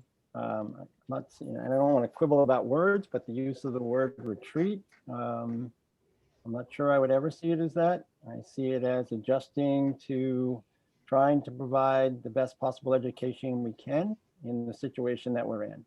And, COVID or not COVID or what's going on in the county and all being in, I think it's pretty clear that the curriculum just cannot deliver what we typically would deliver under the circumstances that we're currently under. And I'll go back to the resilience card. I think, that kids will make the adjustments necessary. I think it will be difficult for some. I have confidence that those students who need to come in for that support can be recognized. And I think that's a key part of all of this. But I'm looking at Rebecca nodding her head right now. And if I know anything about Rebecca and what she places an emphasis on, it's making sure that those kids aren't going to fall through. So I, for one, in terms of the high school schedule, would be ready to move forward and to support it tonight. And the Harold Martin, I think, again, I have less there because that's a long distant memory. I do like the idea of the negotiation bill and maybe carving out one Monday a month to make that all happen. But I think that, people, the other thing that we've tended to do is we tend to postpone. And, that's not always our best situation either. So that's where I'm at. I don't think we're postponing, Rob. I think it's important that we get feedback from the community. I mean, we looked at their survey that was received from the community, and over, I don't want to remember, 70% or around there said they weren't traveling for the holidays. And to me, that was a sign saying, they want to be in school. They're making a sacrifice saying, I'm not going to go to Thanksgiving dinner with this person. I'm not going to go to Christmas. And to me, the data show, they want to still continue with this path forward of the educational program that we put forward. To me, another survey maybe on these options to the community might be in order. And we do discuss it November 5th, because in the end, our decision affects a lot of people. It really does. And I understand the goal and the mission is what is best for kids. And I get that. That has been the mission statement, but we are in a pandemic where things are much different than an average school year. So there's a lot of variable options that we need to look at, and it's definitely one of these discussions we need to have. But I think we need to be able to look at data, look at a survey saying, what do you feel is best? No matter what decision we make, somebody will be mad. It's a given. We've seen it. It's okay. We still love you. But we have to be able to look at a survey, look at feedback, because the public comment is so important. Public opinion, I hold a substantial amount of value towards. So I don't think it's a step backwards. I think we need to look, we don't know what's going to happen next week. We don't know what's going to happen tomorrow.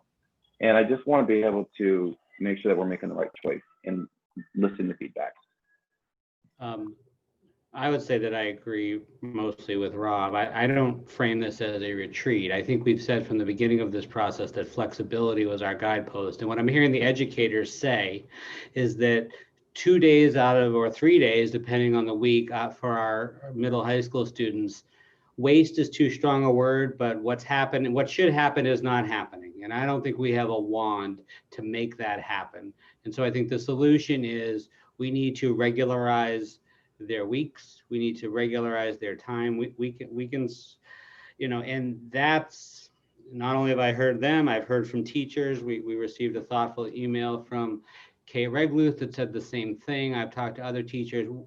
In some sense, I agree with Norm. It's always good to hear from the community, but we are trying to run education. And I feel like right now to waste 2 to 3 days each and every week where work is not getting done, kids are not able to, it's sort of reflecting what Mia and Juliet said, not able to keep a real sense of what it is they need to be doing because there's just too many platforms, communication is difficult. We need to break through those barriers. We need to do it soon. I'm not as worried about I mean, I'm worried about content. I'm not worried that we get as many lessons. I'm worried that every day is productive in some way. And I am thinking right now, we are not productive every day. And that does concern me. And so I hope we can move forward quickly, because every day that we're doing it this way, we're losing something. And Seth, I agree with you. I mean, I look at my two students that are at the middle high school, and you know, the 2 days are unproductive. 2 or 3 days that they're here are unproductive days. And so, like, I get the curriculum piece. I really do. Like, and I do, and I guess I would hope that we could figure out solutions. But when I also look at when we did survey what parents and families need or wanted, you know, in school instruction was, it wasn't a small percentage of parents who provided feedback to us around there. And so I do feel like this is a step away from what we have received feedback on and what we have heard. And so I'm not suggesting I have like the wand or a magic solution. But I do feel like that this would be, this is a step away from what I think we received and pretty strong feedback from the community of what their desire was. So anyway, so I did use the word retreat, and I do feel like in some ways it is that we're distancing from what we heard from feedback and distancing ourselves from, I think, what we've been trying to accomplish. And there have been warts, and I agree. There are unproductive days, but I guess I'm not convinced that this is the long-term solution to resolving those. Anyway, I struggle with it, so that's where I'm not saying I'm would never go here. I'm struggling with it. Is this a good time for me to say something? Yes, it is.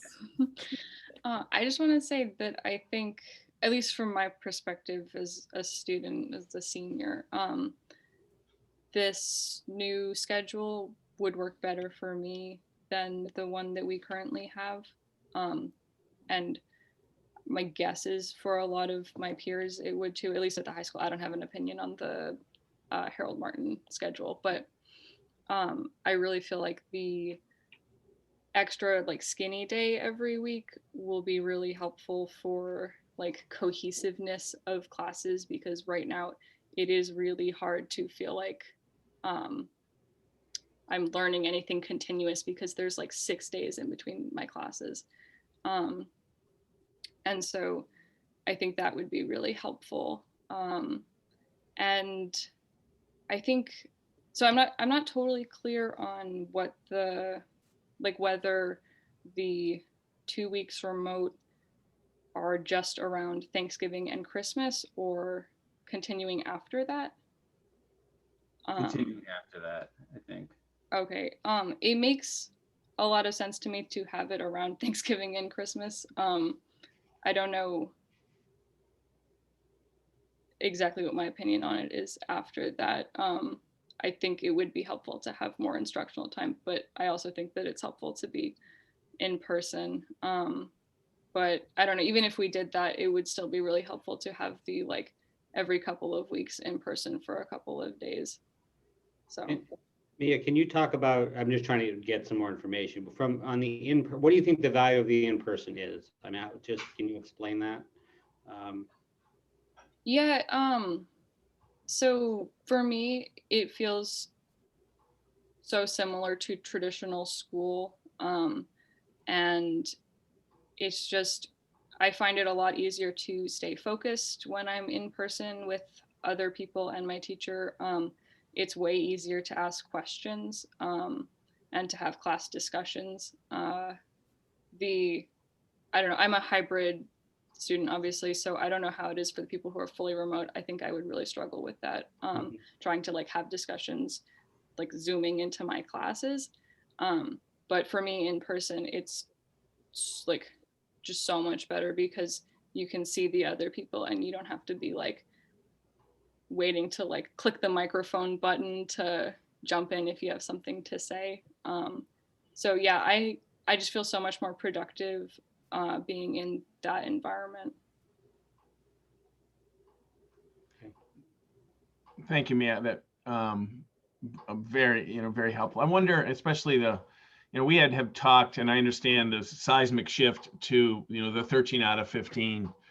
But if there could be an incremental piece, and Chris and I talked about like a straight 8 on Monday remote, and then solidifying the Tuesday, Thursday, Wednesday, Friday, aligned with Maple and Herald, some fixture. So as Mia just said, I think sometimes your classes are 6 days out in that piece. I mean, if there's something, and I think, I completely understand the 2 weeks out, 1 week. I mean, the 2 weeks out, 1 week in, I appreciated the data. I think we can pull that off.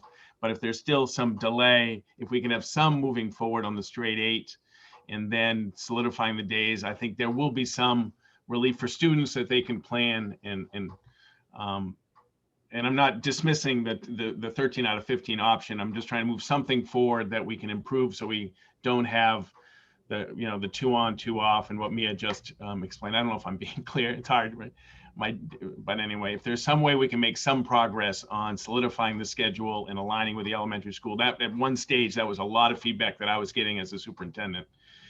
And having, I think Chris said and Rebecca said, at least you see kids every week a couple of times, and there's not the 6th day. I'll be quiet now, sorry. Sorry, just quickly, I thought of something that I meant to say, which is just that I feel that if we're going to have a remote day, a remote structured day, especially with the new schedule that they showed us with the shorter blocks, because 90 minutes was a lot. But I think a structured remote day is much more productive for me than a unstructured one. That was probably clear, but. Thank you. Andrew, I think you were prepping to say something a minute ago. I was, that's okay. No, I was just, I'm just thinking about, on one hand, we were an elected board, and so in no ways do I want to kind of abdicate responsibility for making these decisions. On the other hand, I do really like to get public comment. I don't necessarily need a survey necessarily. Sorry, Norm.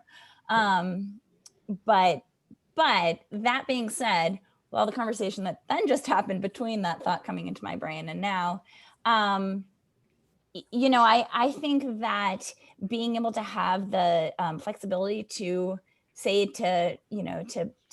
Carosa, yes, let's figure out, if this doesn't work, let's figure out something, let's figure out a day. And to say, to Mr. Kelly and Skagnon and Steve, yes, let's start with that straight 8 Monday and Tuesday, Thursday, Wednesday, Friday, and then reconvene, because we have to, next Thursday. I think what I struggle with is making a decision tonight on a presentation that we've just received. And if we make a decision right away, we really give no community members any chance on weighing in on it. But I have a pretty great sense of how folks are going to weigh in, because they've weighed in a lot over the past couple of months. So that's my one thought of kind of kicking the can, as it were, on a specific vote to next week. But I do like and would support direction, giving some direction tonight, even if it doesn't come as a kind of final vote, because I'm very much in support of supporting the students in the schools. And I do think that a lot of things that were presented tonight make a lot of sense. That's very wishy-washy. Sorry. No, I mean, I like the straight 8, the skinny day on Monday. I mean, I think that does make a ton of sense for all sorts of reasons. So, I mean, again, I could support that. I do, as I've repeatedly said, I do just struggle with, the 2 weeks off in 2 days that I struggle with. But I think the concept of, Monday having a remote day with all your class, that makes sense. And so I could support that. And I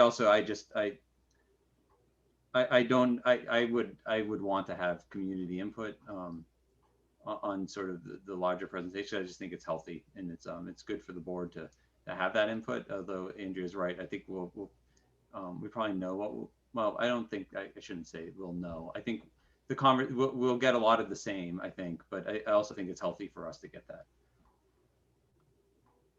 We may also get some different because we've now had 6 weeks of experience under our belts. And it sounds to me like Chris was ready to put this in place 2 weeks out from now.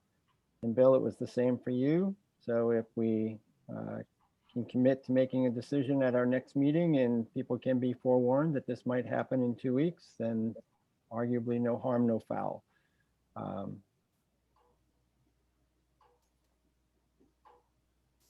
Well, and I also think, kind of to your point, Rob, you know, I would again be fine saying in 2 weeks, whether you're remote or hybrid, one way or another, at the middle high school, we're going to start doing a skinny Monday, Tuesday, Thursday, Wednesday, Friday schedule. I mean, if a half vote like that needs to happen tonight, you know, I would be fine with that.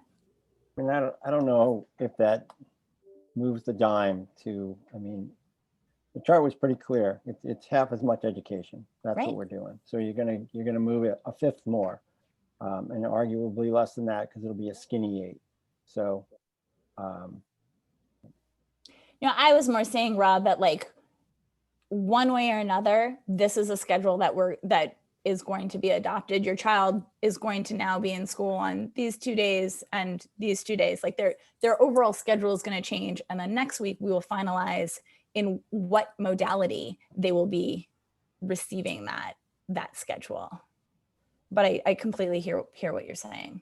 I guess for me, for clarity, if we're going to wait, I'd rather wait and say something big might change in 2 weeks. This is what was discussed. It's going to be discussed on Thursday. And if you want to jump on with the 102 attendees, then great, or send us letters, that's great too. But let's make a decision on the whole kit and caboodle next Thursday. And I like that approach, which I'm completely fine with.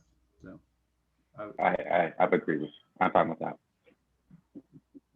Seth, are you okay with that as a course of action? Acceptable to me.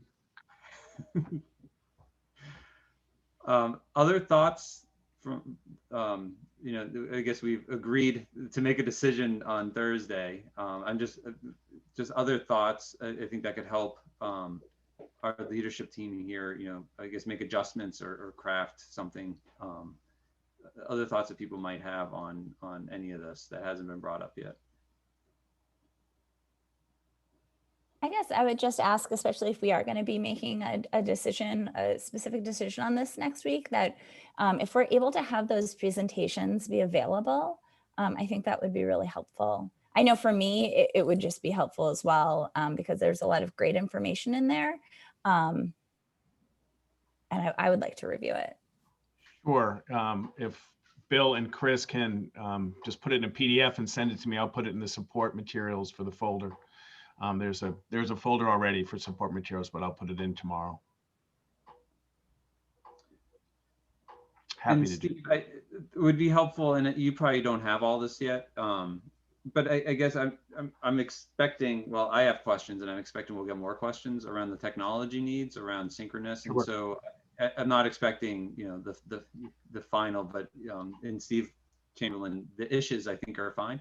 But having an understanding of what the technology needs are and what a cost is, just because we don't know. We haven't quite seen it all, and I think having that would help me as I think through some of this stuff. Having the range of needs and what those costs are, I think would be really helpful. And just to be clear, the cost of it, what it would take to go synchronous. Yeah, and what it costs for a classroom to be able to do that, and I understand that some classes are maybe more attuned to that type, and so like I don't know what we have and what we need in order to get over that hump. I understand the other piece, which is, I think Chris had 4 staff members that we would need in order to, and I get that, like that's pretty easy, but I really don't have an understanding of the larger technology need. I know we've had individuals in the community who have volunteered to step up and help with some of that, but I have no direction. We don't have a direction in which we can point them. where that help could be of assistance. And so I think it would just be good to know. And I think that would help us plan for the future anyway. Yeah, now, Matt, I know has started it and he has good models and he'll collect the information. We'll make sure we have that for next week. Even also to that, I thinking about Kate's letter today and the struggles with synchronous, and Seth and I had a conversation about in his class, he's kids are remote and they zoom in and some are there and some aren't, and it works. I was thinking about my own kids, but our kids are high school kids, middle school kids. They're not college kids. They're not necessarily, even when they are in the classroom, are not necessarily with you. At least that's my memory. And so, I think there's a huge challenge to doing synchronous. And Jim, you might be right that it works really well in some disciplines and less well in others. So I guess, Steve, maybe some thought from the leadership group about, is it possible to do this in some areas and not in others? Or does that just gum up the works completely? I don't know. No, I appreciate it. Rebecca and I've had some real good conversations about that concept. Is also research that she's done, about effective synchronous in high school. So we'll bring what we can, because we are just saying we are playing with everything. We are trying to figure this out. Try to meet the needs of all kids, both in the social emotional realm and the academic realm. This group of administrators and these teachers are devoted in trying to figure this out. This isn't the resistance. This is how do we move forward? And so, yeah, these are the conversations we're having all the time about how can we do this better, because this group, and we care so much about the quality of what we're doing. That is our life right now. And we're going to talk about, soon about living the life of a permanent snow day call because of all this stuff too. So we'll talk about that. But now I'm with you, and we'll bring back information next week.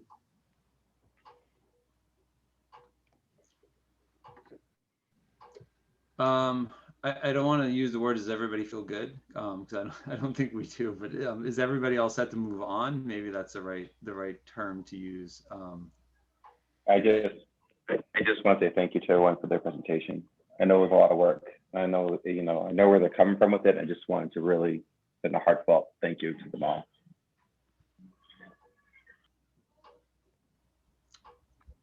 All right.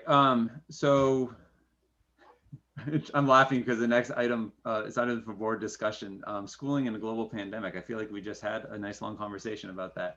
But the item under there we want to talk about is the holiday schedule. And so I know in the packet, Steve provided us with some of with the survey results where we asked about traveling. And so we have a bunch of information, but Steve, I don't know if you want to lead us through some of this. Happy to just tell you the current thinking where we're at.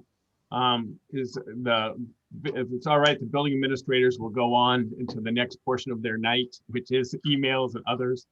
I will demote them if that's all right, and we'll make sure. Good night, guys. Thank you again, everyone, so much. Thank you. Good night. So I don't know if I have to demote them or they can just leave the meeting, but what I'll I do. think they can just leave. Yeah, I think or so you can too. be demoted. In either way. It doesn't, honestly, it doesn't make me feel good to demote them, just so you know. I get no feeling there.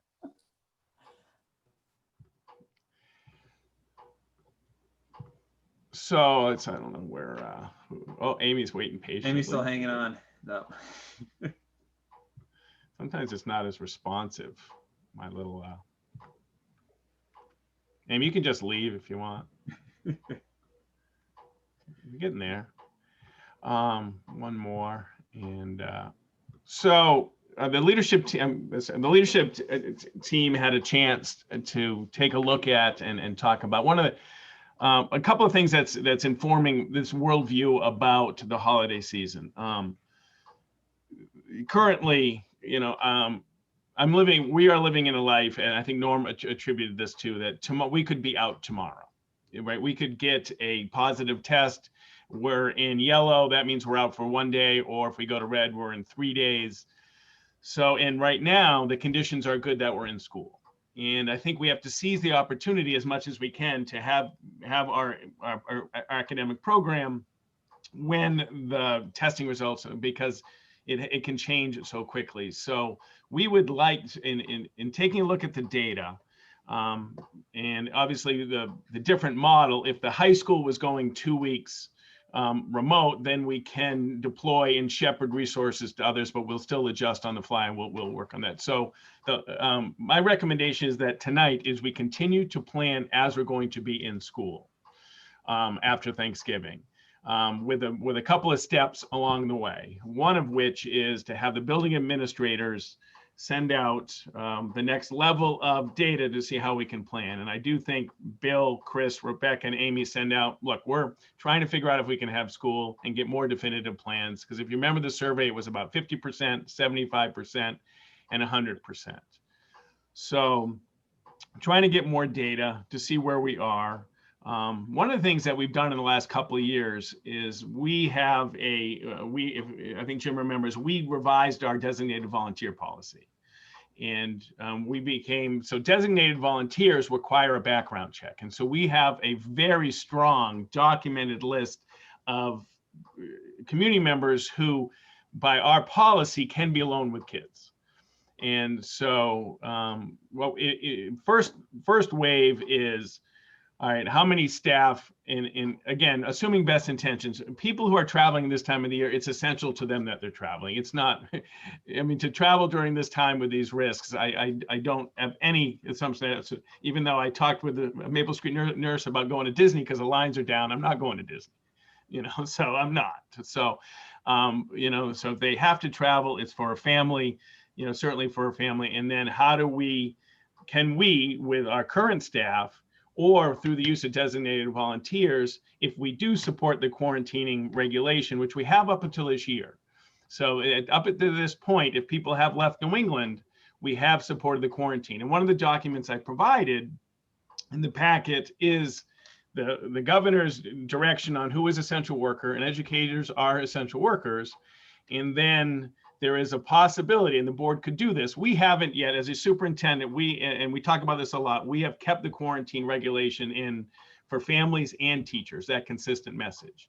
But there is, and Commissioner Edelblut talked about this on Friday, about that, and he presented that section of the technical advisory about omitting the quarantine for essential workers, but that's a board choice. But get hard data, continue to plan as we're going.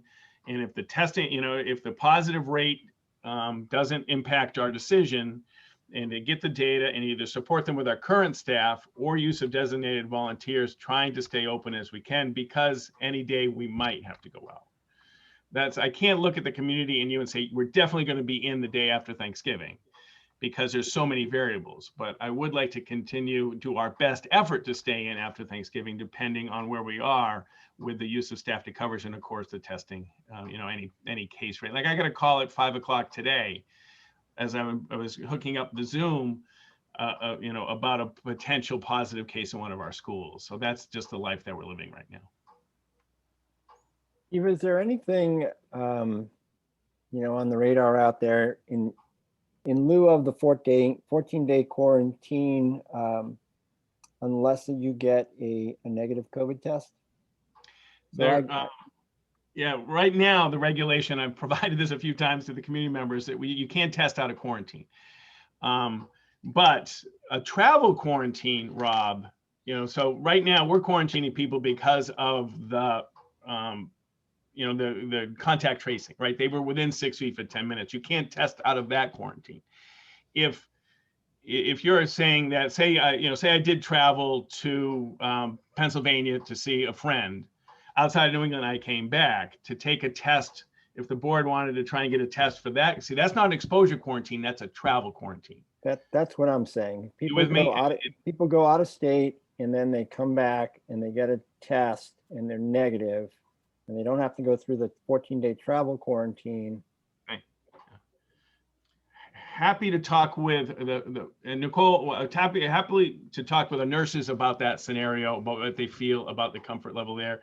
Because I appreciate that. The travel quarantine is not based on, we know for confirmed exposure, it is just a possibility. So happy to look at that. And I appreciate that creativity. Thank you. Yeah, I mean, I agree. I think that's a good approach, because not everywhere you travel out of New England has lower cases than Merrimack County, and so it feels somewhat arbitrary. And so it does it does feel like we could be creative in how we approach some of that. That if there is travel outside of New England, but they have a negative test,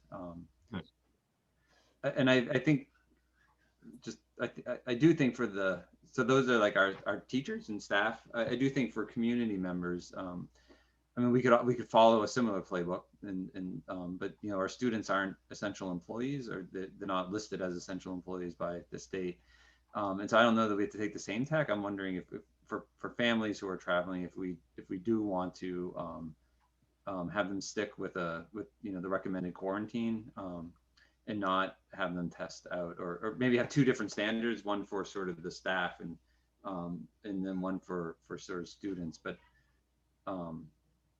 I don't know. I'm just thinking that, trying to think that one through. Commissioner is for 3 consecutive meetings, he has described his advocacy with DHHS and getting updated travel guidance from, you know, from the DHHS, and the current, at least what is on, you know, on the table, is a more targeted area as opposed to outside of New England, because there are areas outside of New England with less positive rates than inside New England, depending where you go, and as opposed to a sweeping. And so that is, you know, in theory on the table, but we have not seen any guidance, but there's some logic to that, right? Because to go to upstate New York versus to going even someplace in New England, the risks really aren't parallel, but yet we're treating them as totally different. So, and that's something that we may get, or something that we may consider. We have, up until this point, for the consistency and in trying to do everything we can to stop any possible spread, we have asked parents and students to quarantine and staff quarantine. We've been uniform with our application of the travel quarantine principle.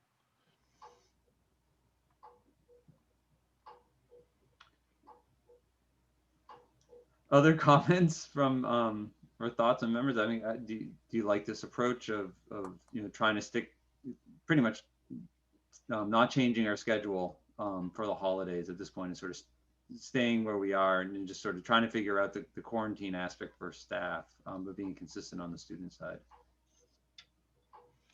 And I will look at the testing out of travel quarantine, Rob. I will connect with our nurses, and maybe they can give some calls to people. They're very much staying current on all the literature. They're my go-to people. I mean, that could help us tremendously in terms of not having to go remote because we lose 6 staff members. And I saw in the news, I think it was hundreds of thousands of rapid tests coming to New Hampshire. I don't know if that was, I exaggerated that, but I thought that was the phrase. So that may help, you know, the efficiency. But at one point, I think Michelle and I signed documentation, actually, Michelle signed documentation about having our nurses, right, distribute the rapid test. Michelle, is that accurate? Something like that? So if that comes, that would really help us, because then the staff could come, you know, we could do a testing pretty quick. So thank you. So I'll keep working with leadership team. I'll work with our nurses, but right now the consensus is to keep planning as we're going to be in, unless something compelling stops us, like significantly compelling, including the use of possible designated volunteers if that's what we need. Everybody okay? I think we're all okay, but so I'm hearkening back to the public comment section, oh, I'm sorry. Well, no, don't be sorry. This is really just a question for the board. I'm making an assumption here. I was assuming that the public comment would want to be, if we were going to change the schedule, people wanted to talk to us about that, but I don't want to make those assumptions. So I guess I just want to ask the board if you're comfortable with doing a public comment just on the holiday schedule, although we're not changing a schedule. But I don't want to drop it, even though we're all in agreement, because we did all say that we would do it here. So I just want to test that. I mean, I think we can open up the public comment and say, if you do not agree with what we are planning on moving forward with, like, if you support it, awesome, send me an email after. But if you don't agree with it or have a different idea, jump on. Like, I want to hear. But yeah, if you support the holiday schedule being, we're going to just keep going with what we currently have and are not planning on being remote, then. She just opened to public comment.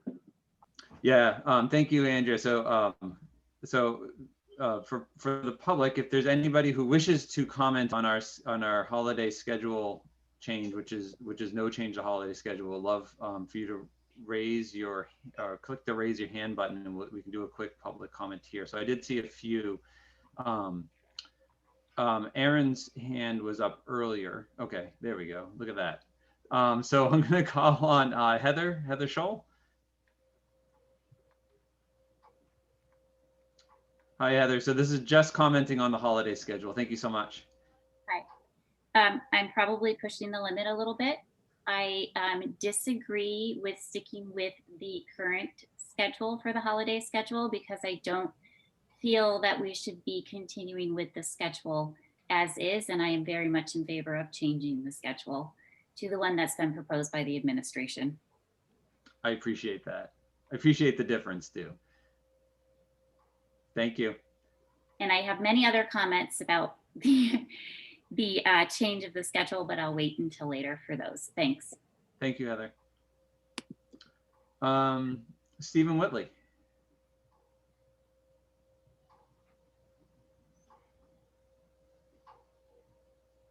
Hello, Stephen. Oh, it's actually Becky Whitley on Stephen's computer. Perfect. How are you, Becky?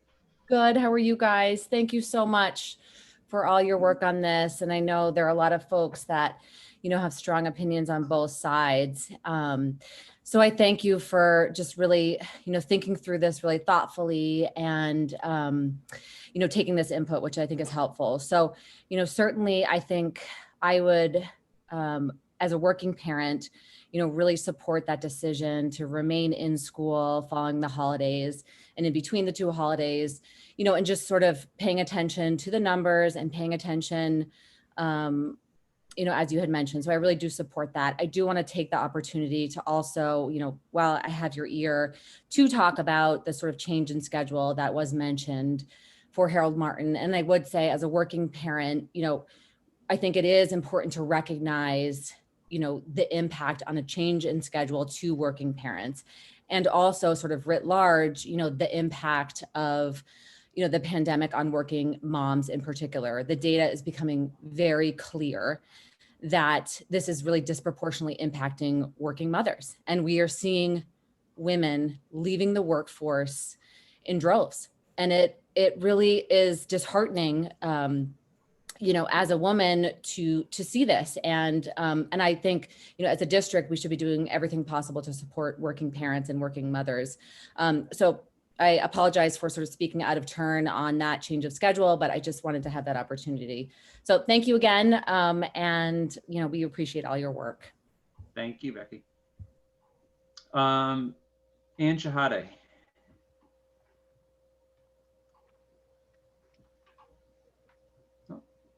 Oh, did I miss it? Did you try to bring her over, Steve? I did. I thought I did. The pressure. I don't see her name. Oh, maybe she unraised her hand. All right. Okay. So how about Molly Richter? Hi, everyone. I hope I have not missed something. I've been going in and out of some conversations with my other child. I want to echo what I just heard Heather say. I'm strongly in favor of the change proposal that the administration put forward. The teachers put all of their expert thought into. This is where I'm not sure if I'm missing a beat here. It seems to me that. Sorry, Molly, I didn't want to interrupt you, but we were just taking public comment on our, I guess it looks like our decision to move forward with no changing schedule for the holiday period.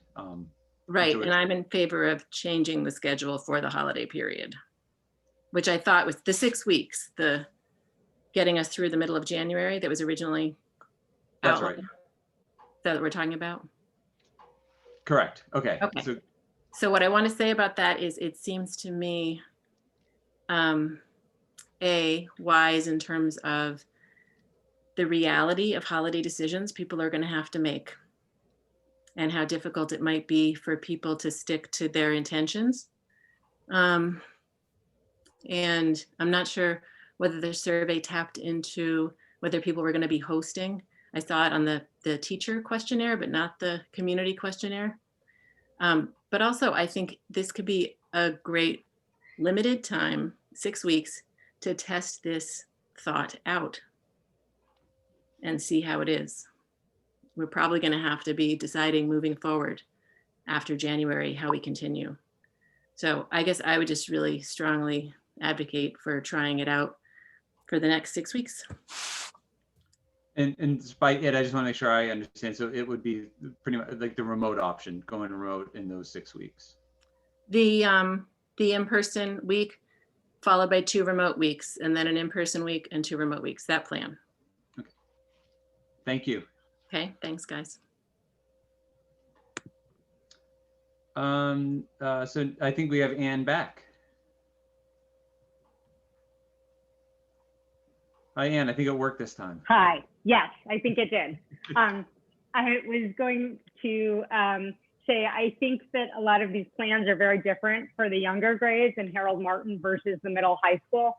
And in terms of the holiday plan, similar to what Molly just said, I am in favor of the plan that was proposed by the administration. I think it makes a lot of sense. And I think that the issues of younger kids needing to be in school when they're learning how to read and write and when parents are working do not necessarily apply to the older kids who parents do not need to physically be at home with kids. And I think that there's been a huge loss in momentum with a lot of the classes. And it's a great trial period to test it out because I really like that plan just in general. Thank you.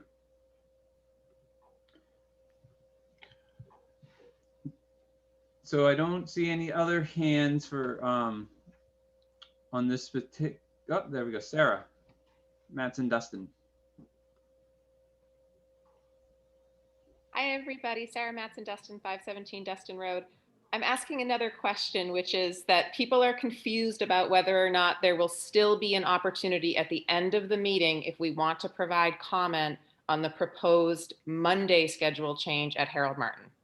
Yeah. So thank you, Sarah. So yeah, right now we're because of your good question, we decided that we were going to take public comment just on the holiday schedule, and there is still an additional public comment at the end of the meeting for anything that's on people's minds.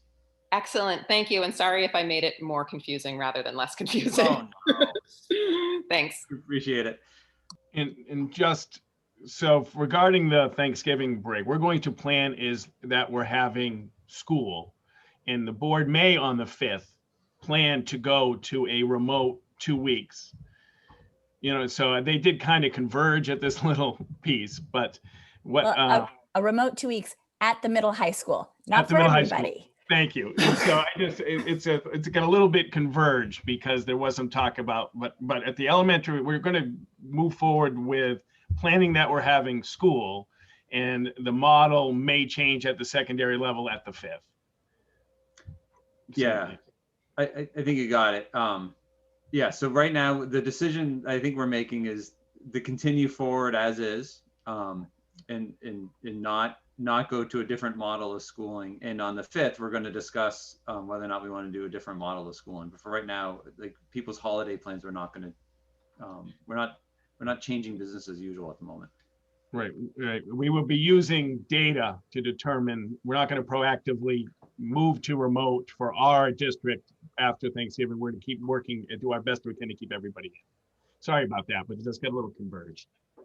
There's no reason to be sorry. I think we're all trying to remember who's at first here.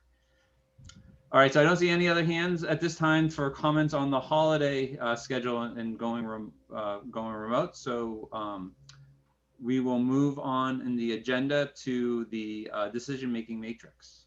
And I'll just share the screen and thank you for it. You guys see that? Okay. Well, not yet. Can you see that now?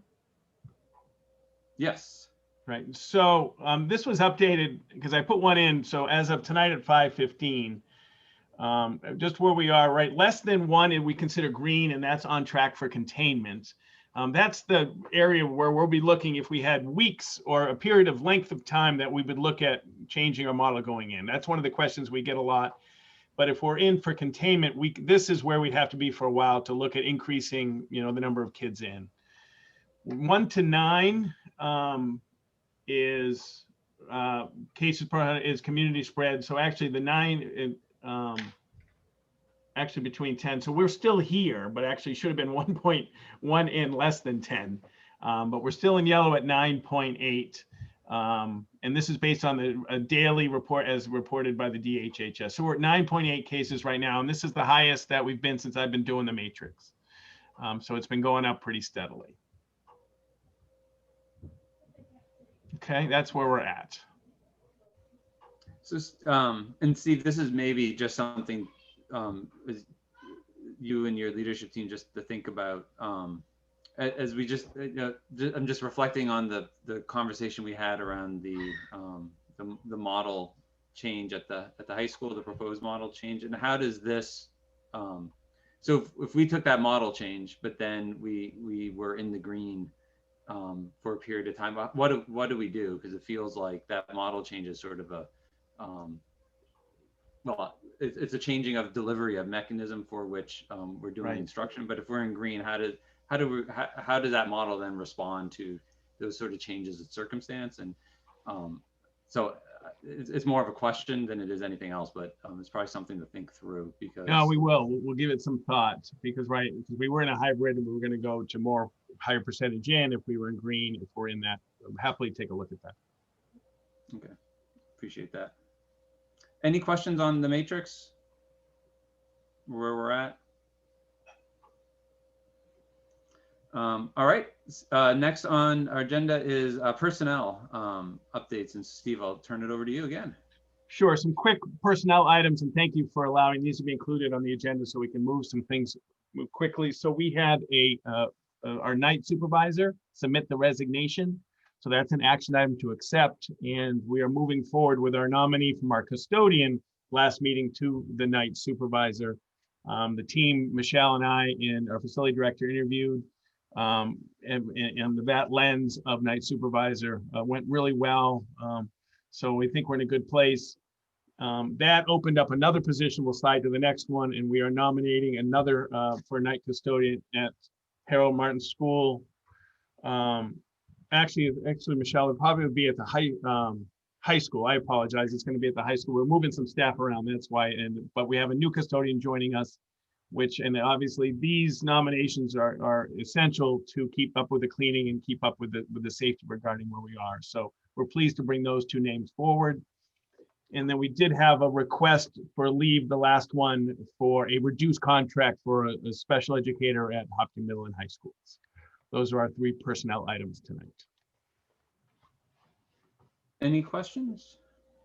Even in terms of the special ed position, will that require hiring anybody to fill that reduction, or how's that going to work? So we're going. We have some staff changing due to some a maternity leave and some returning and some things like. So we think we can adjust with some of the duties. But if we do have to hire someone, it'll make sure it'll come to the board. But we think we're going to try to fill the responsibilities with some moving around with some staff due to a return of a maternity leave. Thanks. And just the last piece is we talked about at our last meeting, a 4th reading, it's supposed to be a 4th reading for the non-discrimination policy. And we had a lengthy review last time. We just wanted to give people some more time with the plan. And this is an action item tonight. And we'll put that policy that is required and we'll get it up and then we'll start moving forward. Any questions from anybody on the board about the anti-discrimination policy and where it's at? Just want to echo appreciation for us taking this on and doing a deep dive into it. Our old non-discrimination policy was like this big.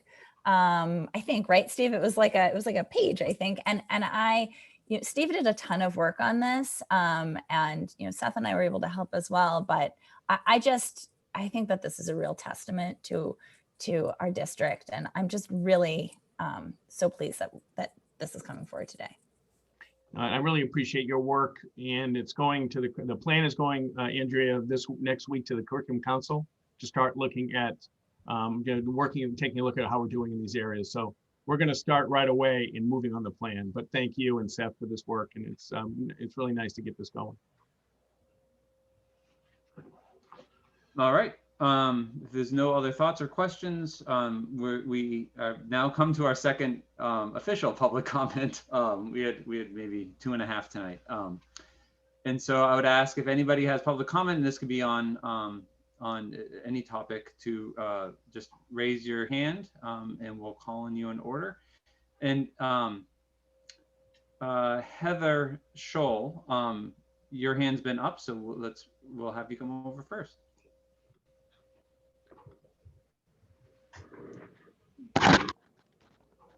All right, hi, Heather. Hi, I didn't give my address last time I spoke, 641 Rollins Road. Thank you. So I will say that I have 2 girls in the high school. And so I feel like I'm mostly speaking about the high school and the new high school schedule.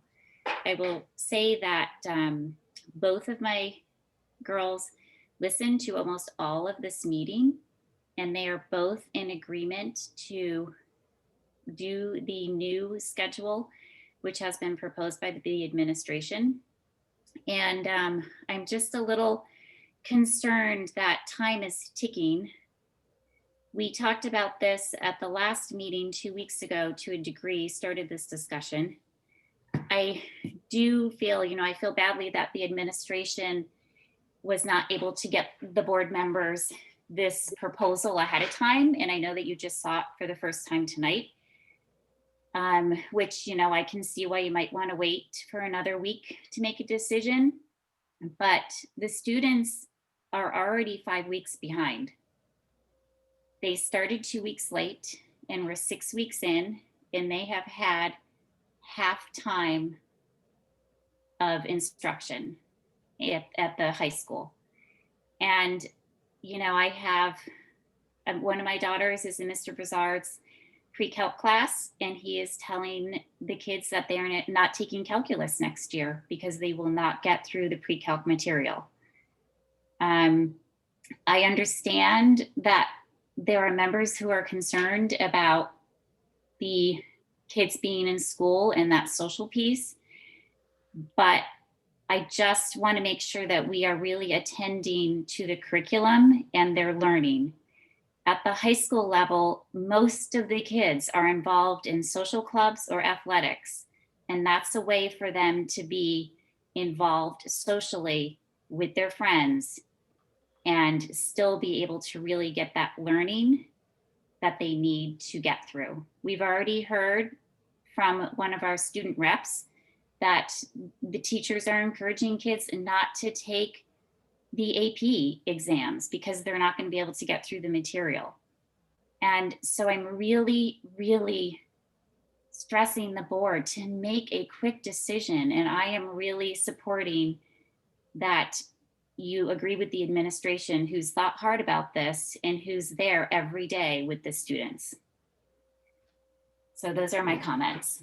Thank you, Heather. I appreciate it. Mm-hmm. Trish Walton. Hi again, Trish Walton. I'm a teacher at the middle high school. I have some pretty strong thoughts about this. My first thought is that last spring, I thought I was working harder than I'd ever worked as a remote teacher. But now I know that being both a remote teacher, which I am, an in-person teacher, which I am, a custodian, which I am because I'm cleaning desks and sanitizing computers every block between kids, and a mask enforcer, and the kids are being fabulous with the masks, but middle school boys are puppies and they roll all over each other. They have magnets in their hips. Keeping kids 6 feet apart is a full-time job, and I can't be in the hall keeping them apart, washing desks, setting up the meat for next class. So those are 4 different jobs. The online platform, engaging kids, I know how to do it. The in-person platform, engaging kids, is different. I know how to do it. I can't do both at the same time, and it's not fair to either group of kids. And I really believe that the the administration proposed lets me do all of those things. Another thing that's really important, my daughter's going to school and she's Zooming in sometimes for college, and she's physically present sometimes, but they have a camera that swivels, that looks at the speaker. They have sound in all the walls and in all the, in the teacher's desk, and there's a front camera and a rear camera. So it's not the same, and I just don't think we can put that amount of technology in, besides the fact that even if we order it now, it won't be available. So synchronous learning, we've tried it. I am one of the most flexible teachers. I've been teaching 33 years. I'll do anything for kids, and I just truly can't do this. And I want to encourage you to really think about this schedule for the middle high school. And our kids are not the same as Harold Martin kids. Harold Martin kids do need to be in person. The 6 days we were remote, I got way more curriculum covered, way more teaching done. The kids turned in all of their work, or, 95% of the kids turned in all of their work. But I have never had so many failing grades in my career, and I've never had so many yellow not handed in Aspen in the time I've been teaching. I really want us to think about it. And I guess my last thing is, if I really want to do the social piece with kids, I'll do a book club every day after school. I'll do a writers group every day after school. I'll play virtual boggle with kids or categories if that's what it takes to engage them in a social and let them be connected. But I really want you to think about that schedule. It is, I think, what's best for all of the kids. And that's it. Thank you, Trish. I promise we're thinking about it. Thanks.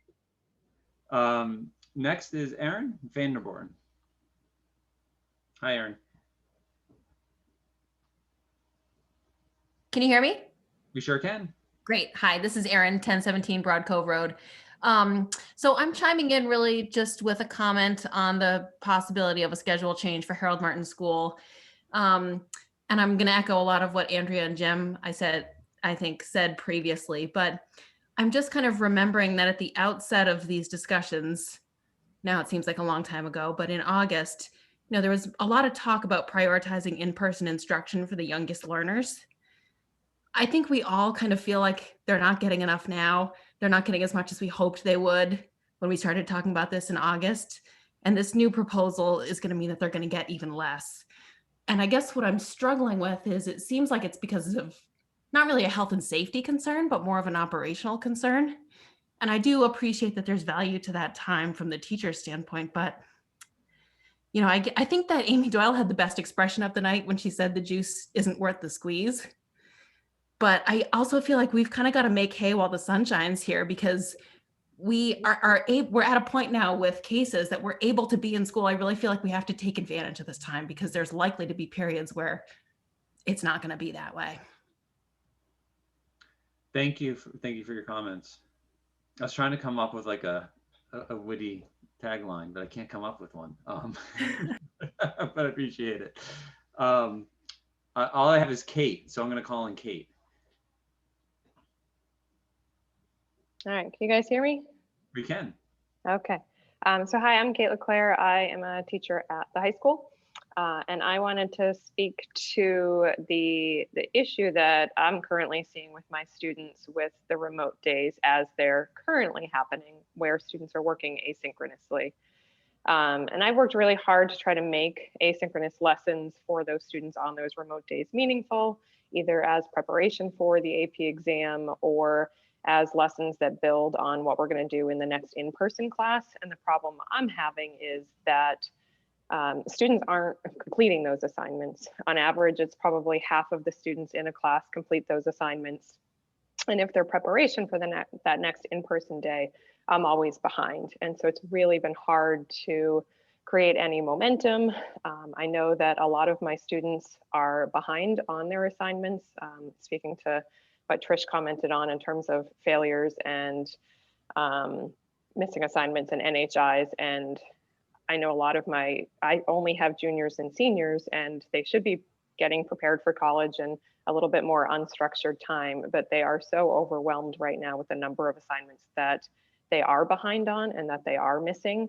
And if we continue with this plan as it is, they're only going to get more and more behind.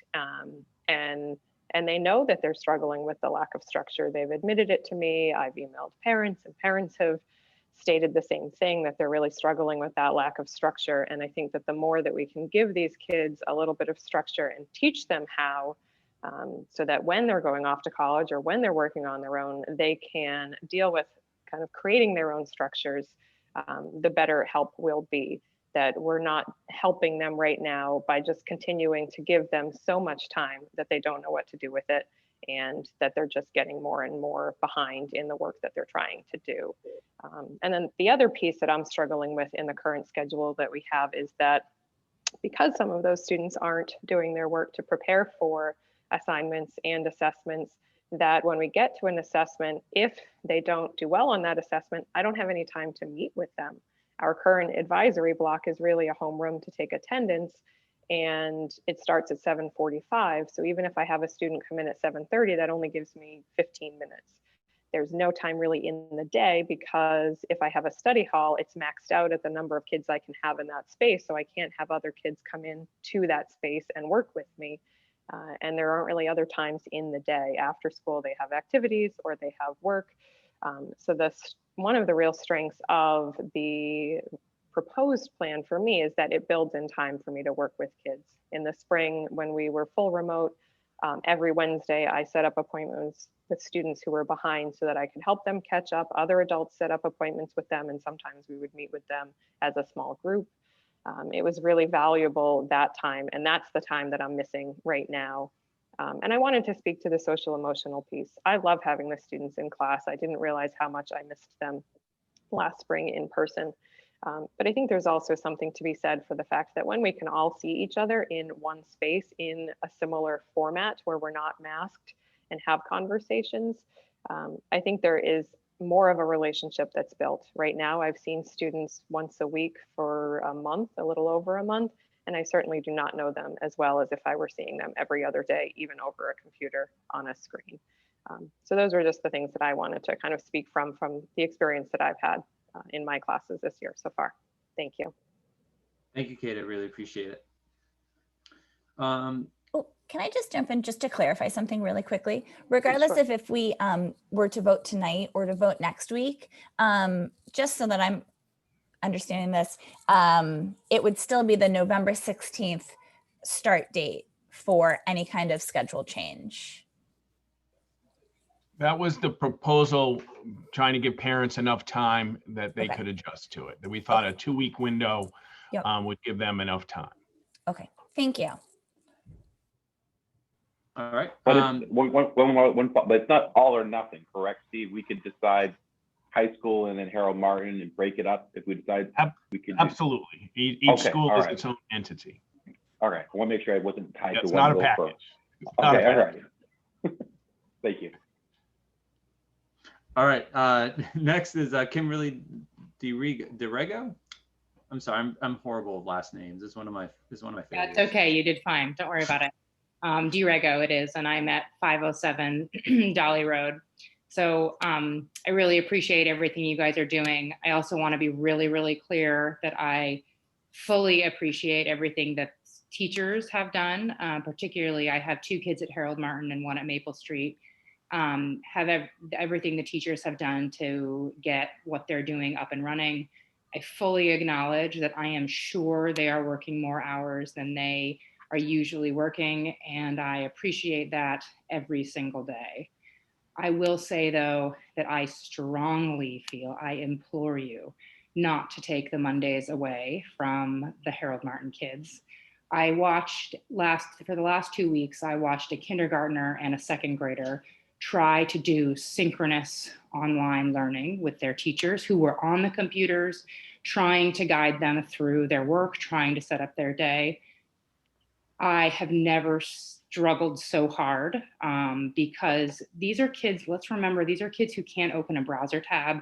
These are kids who cannot deal with an error message that pops up. If they get out of their Google Meet, you're done. You have to come back down from your office and log them back in. For working parents, they are drowning. So I really, really strongly implore you not to take those Mondays away. I also think there's something to be said for consistency. The schedule we have is already a lot of back and forth. It's 2 days, then it's 3 days, and it's 2 days, and it's 3 days. And we have just gotten used to that. And so to make another change for families right now, we are blessed to have wonderful childcare in our home who tries to help with this, but we still struggle significantly. So I just cannot strongly enough say that I really ask you not to change the schedule at Harold Martin. Thank you, Kimberly. We appreciate it.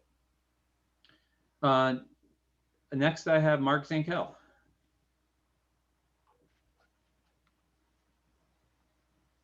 Hi there. Can you hear me okay? We can.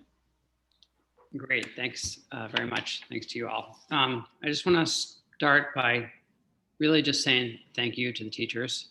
Like really, thank you to the teachers.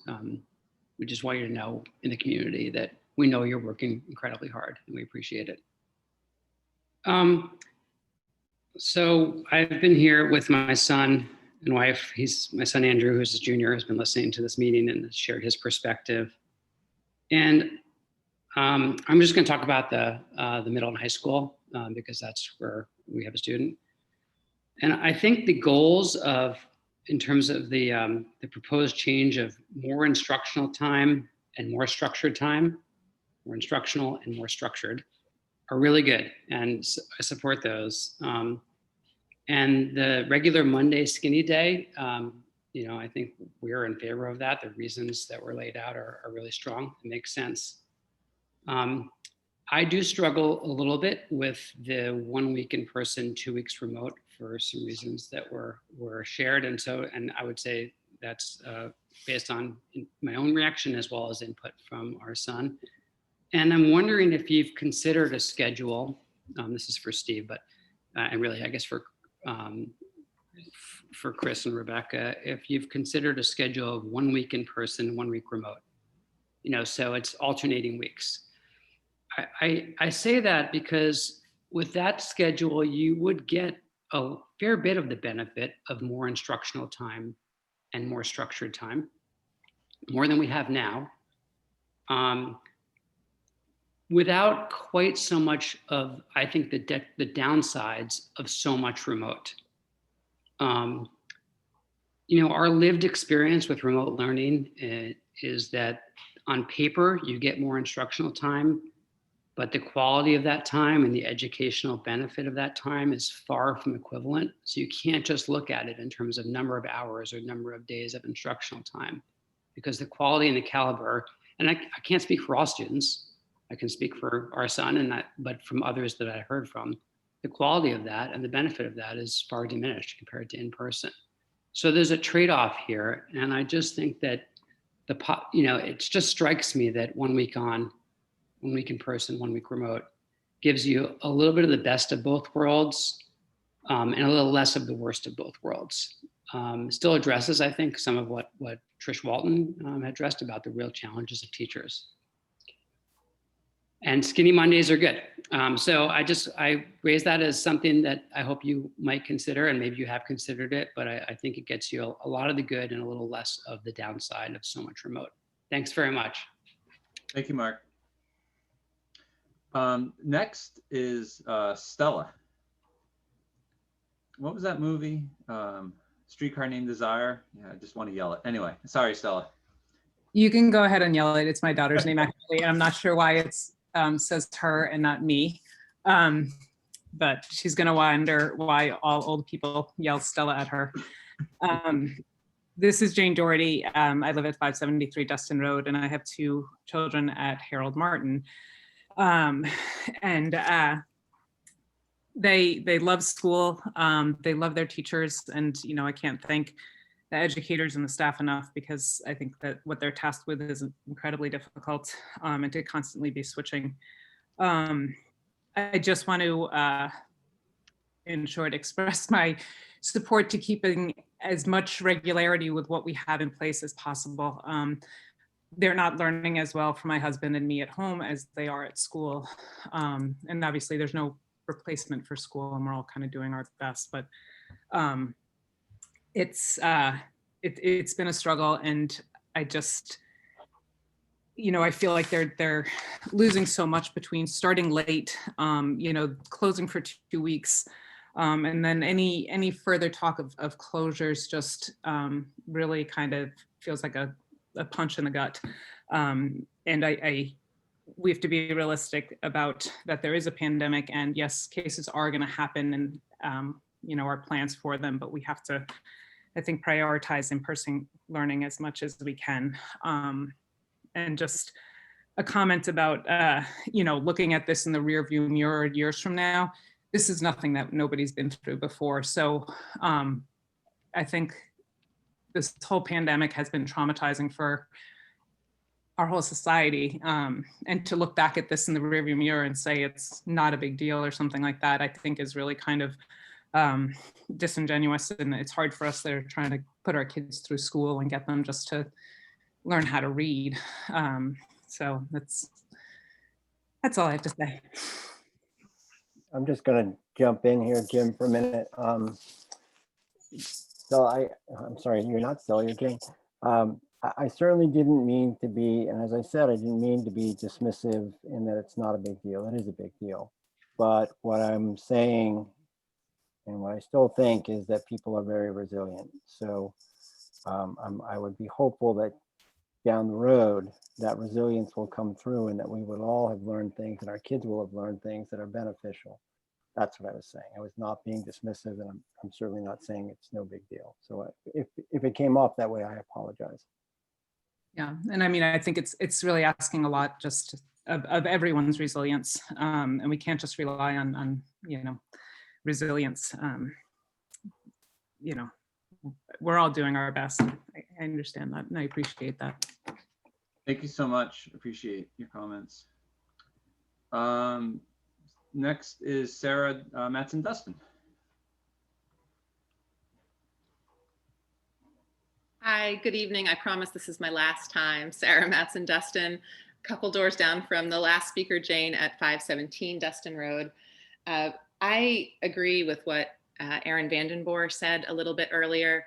We can all look at the trajectory of this pandemic and know that there is some substantial likelihood that we will have to go remote again. We've already had to go remote at Harold Martin for 2 weeks. We need to get these in-person days in whenever we can.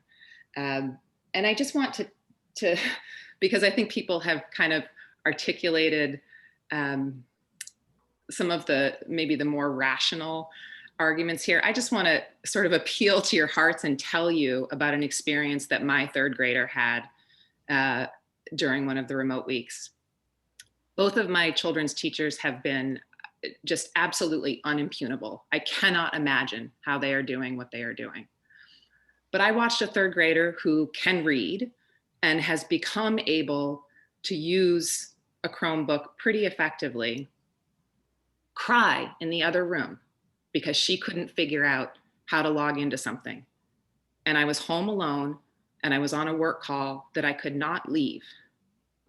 And then I had to listen to her with her little voice breaking the way mine is now, trying to explain to her teacher, who of course didn't care, why she couldn't get something done in between one of her several Google Meets.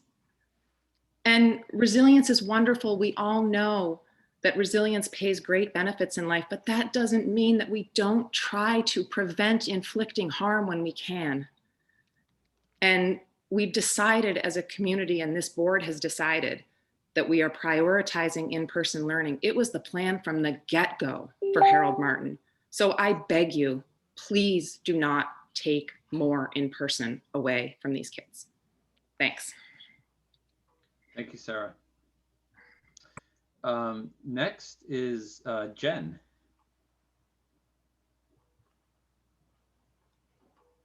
Hi, this is Jennifer Blagriff from 716 Hopkinton Road. I just want to first thank everyone. I think everyone's doing a wonderful job. I'm very glad the plan for Maple Street is staying as is because I have a son there. I have 2 girls at Harold Martin School, and I really do not want them to lose any more in-person learning. I am one of the mothers that Becky Whitley alluded to earlier that has had to stop working because of this pandemic. I am not working, so you know, the Mondays, if the girls have to stay home another Monday, it's not going to affect my work life because I cannot work right now because of this. But my girls need school. They need to be in school, even if it's, 2 more days a month, it actually does make a difference. Those weeks that they go to school 3 days, they love it. They love those weeks. They love their school. They love the school community. And then, I think everyone did a wonderful job the 2 weeks that Harold Martin had to go remote. But, it certainly wasn't the same as, in-person learning. And I also do think that needs a great improvement if we need to go. So I guess this is a second point. If we do need to go remote in the future, there needs to be improvement in that remote model. So there needs to be more in-person teaching. My kids they only got their live in-person teaching on the days that they typically would have been in school. And I don't understand why I understand the teachers are working hard and they're doing a wonderful job, but it just doesn't make sense to me why they weren't getting some in-person learning every day. So now my third point is regarding Maple Street. And kids, those grades are starting to matter. That 4th, 5th, and most definitely 6th grade is starting to matter. And I would love for the school board and the town, maybe the Hopkinton Cares Group, I'd love for there to be some way that people are looking at finding a way for kids that are struggling getting their work done at home to go someplace to do their work where they're supervised by someone. So maybe Steve Chamberlain was talking about the volunteers that may be able to, come in during, to replace teachers that are out due to, having to quarantine after Thanksgiving or Christmas. Maybe looking at those volunteers to run something. But I've got 4 kids at home, 1 who's a toddler, and I cannot be on top of my 6th grader helping him get his work done.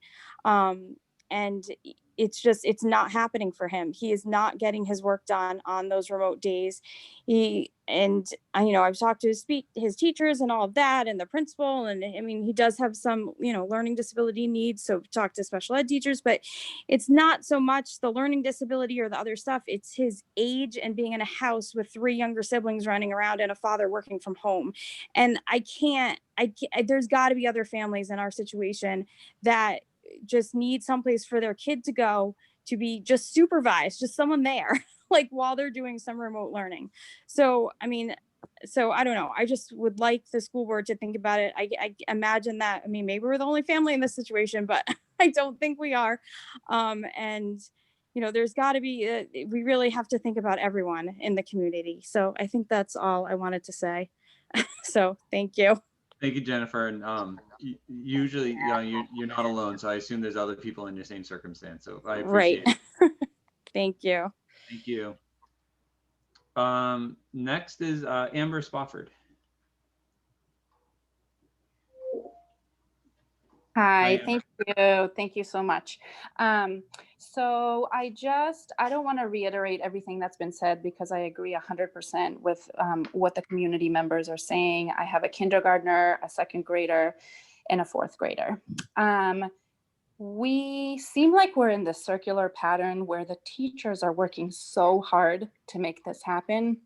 The parents are working so hard to make this happen, and it doesn't seem like it's working, right? And so is there a better way to do this? The teachers are saying the kids are not getting their work done. We're struggling to get our kids to be engaged and get the work done. And now we're talking about an additional day at Harold Martin where the kids are at home.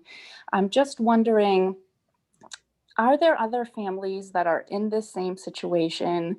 Could we lessen the burden on the teachers and the parents by maybe making less work for the kids on their remote days and increasing the amount of time and instruction that they're getting?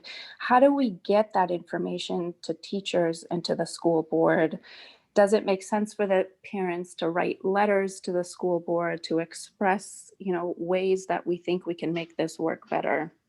It just seems like we're in this pattern and nobody seems like they're happy in this situation. I'm so concerned about the mental health crisis in this country that is secondary to the pandemic.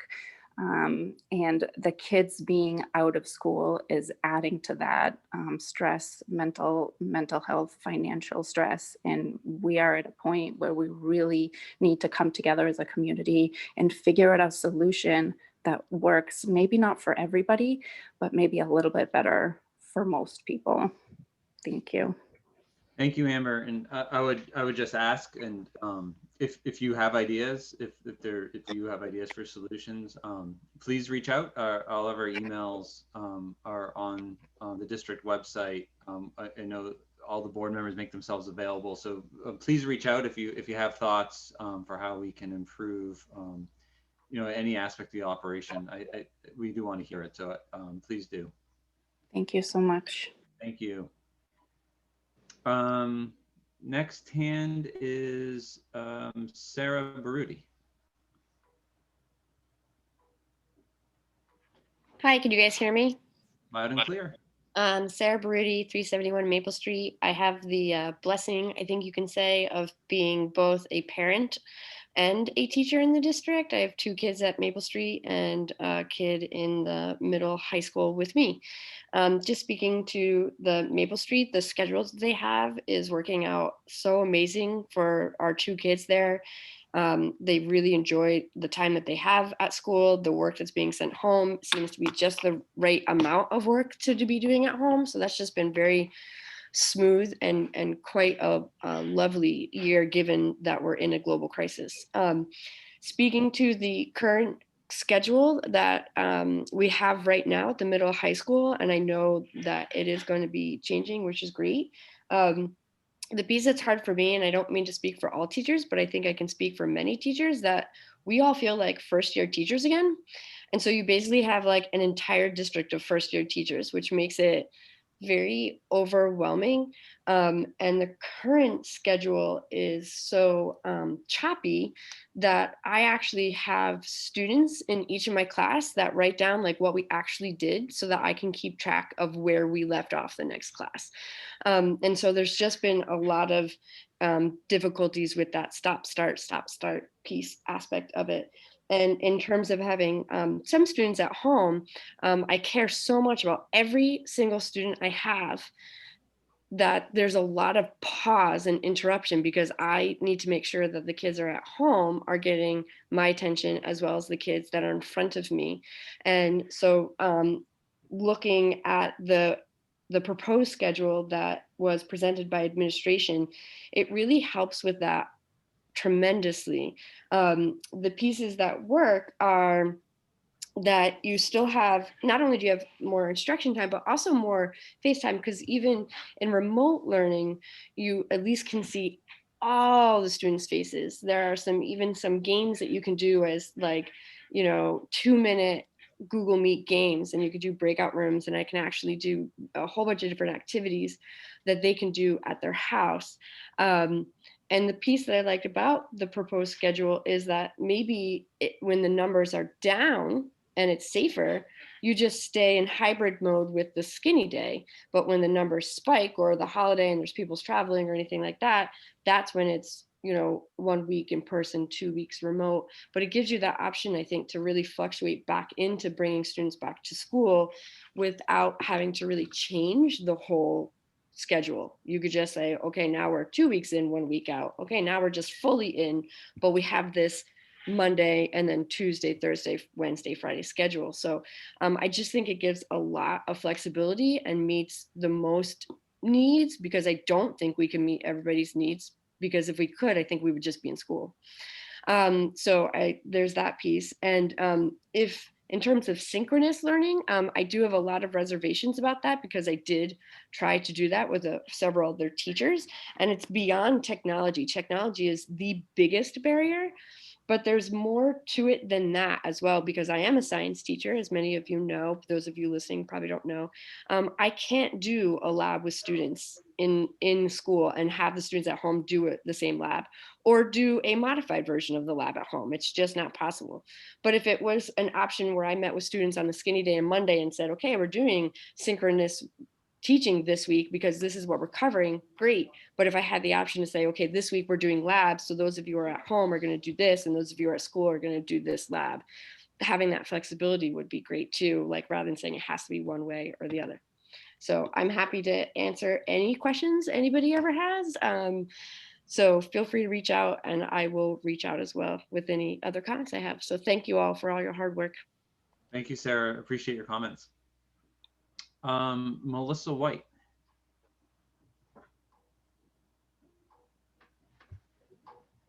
Did I lose her? I think she might be in Zoom limbo at the moment. Oh, there it is. Got it. All right. Thanks. I'm Melissa. I just wanted to say thank you to Amy and at Maple Street for continuing on with the schedule that they have. I wanted to just pose one question for the high school. What is the percentage of students that are participating remotely now?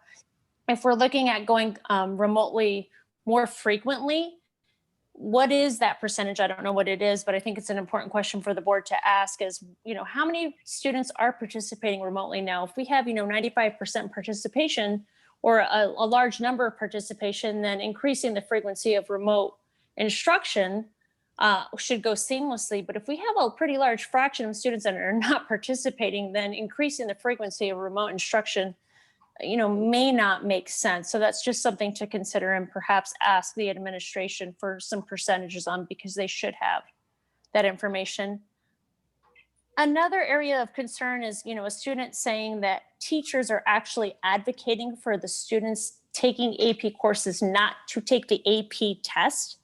What is the point of those students taking the course then? It is to take the test so they can get that college credit. That is a huge concern. I think the administration needs to look into that. There are some options for third-party vendors to provide remote instruction for AP courses. So we could look at using the CARES Fund Act, the CARES Fund Acts funds that the district currently has.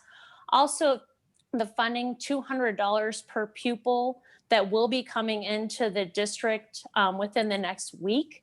We could be using those funds to connect with a third-party vendor to provide those AP courses remotely for our students so they can take those courses, have that instruction, complete instruction that they need, and then be able to take that course and get those college credits. It's completely pointless for them to take courses if they're not going to actually end up being able to take the test to get the AP credit. So that's something that I urge the administration and the board to look into, because it's important that, the resources are there. Let's just tap into them. If our teachers cannot provide that instruction to students, then let's look to getting that completed for them. I have students at Harold Martin, and so I'm going to speak to my concerns. I'm fighting here, or advocating, I should say, for one day. In the month of October, my students had one day that they'll actually be in instruction, and that one day is priceless and important. For my kindergartner, during remote instruction, 30 minutes a day of direct instruction is what they received. When Bill said those off days, and then corrected himself to say, oh, the home days, no, they are off days. When our students are not in school, they are off days. If you have parents that are working full-time, they're not getting the instruction during those days that they are at home. My kids are on a Wednesday and Friday, and then every other Monday alternative. They get their instruction on Wednesday and Friday. We do some packet work on Tuesdays and Thursdays. They get no direct instruction on those other days. So when parents are calling in and advocating for that one Monday, it really does mean a lot to us to just have that one Monday for our students to be in school and to be receiving that direct instruction, because they're not getting it at any other time. The other question is, with dropping our students off at Harold Martin, we used to drop them off at 7:35 at the beginning of the year. We could drop them off between 7:35 and 7:55. We were told then that we could not drop them off until 7:45 because the teachers needed that 10 minutes of time to do their PLC work. And now we're being told they need an extra day for that PLC work. I think we need to clarify and maybe get a little bit creative with how we can provide those teachers with the time that they need to do that PLC work. They have their planning time, they have their time in the morning, and then we're being asked for an additional day. Whereas last year when we didn't have the pandemic, they were able to fit their PLC work within the same time frame. So that is just not quite adding up and making sense. So I encourage the board to ask questions about that. And I think it's also difficult when we see teachers rolling in up at 7:50 in the morning and they're asking for that for planning time. So that is my points that I encourage the board to ask, and I thank you for your time. Thank you, Melissa. Appreciate it. I think that's all the hands I have raised from individuals who haven't provided a comment yet. And so I know there's still some hands up, so I just ask if you've already provided a comment and you forgot to unraise your hand, do that now, or we'll call on you a second time, which is also fine. So Jen.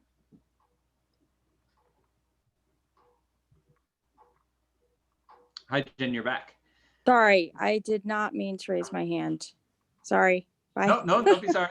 It's fair. I just want to make sure. Have a good night. Okay. And then the only other hand is Kimberly.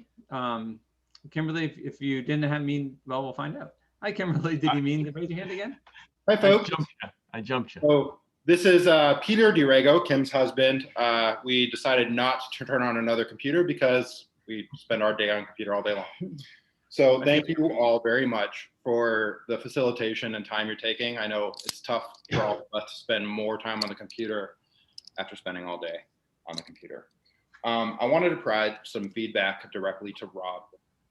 Rob, I heard you during the kind of presentation section, and then in response to some of the comments that felt really minimalizing the experience of us as parents in the last 8 months. It felt condescending and incredibly out of touch with the reality that we all are facing during this time. We are already exercising extraordinary amounts of resilience. We've had to do that, figure it all out during last year when the schools were trying to figure it out at the same time.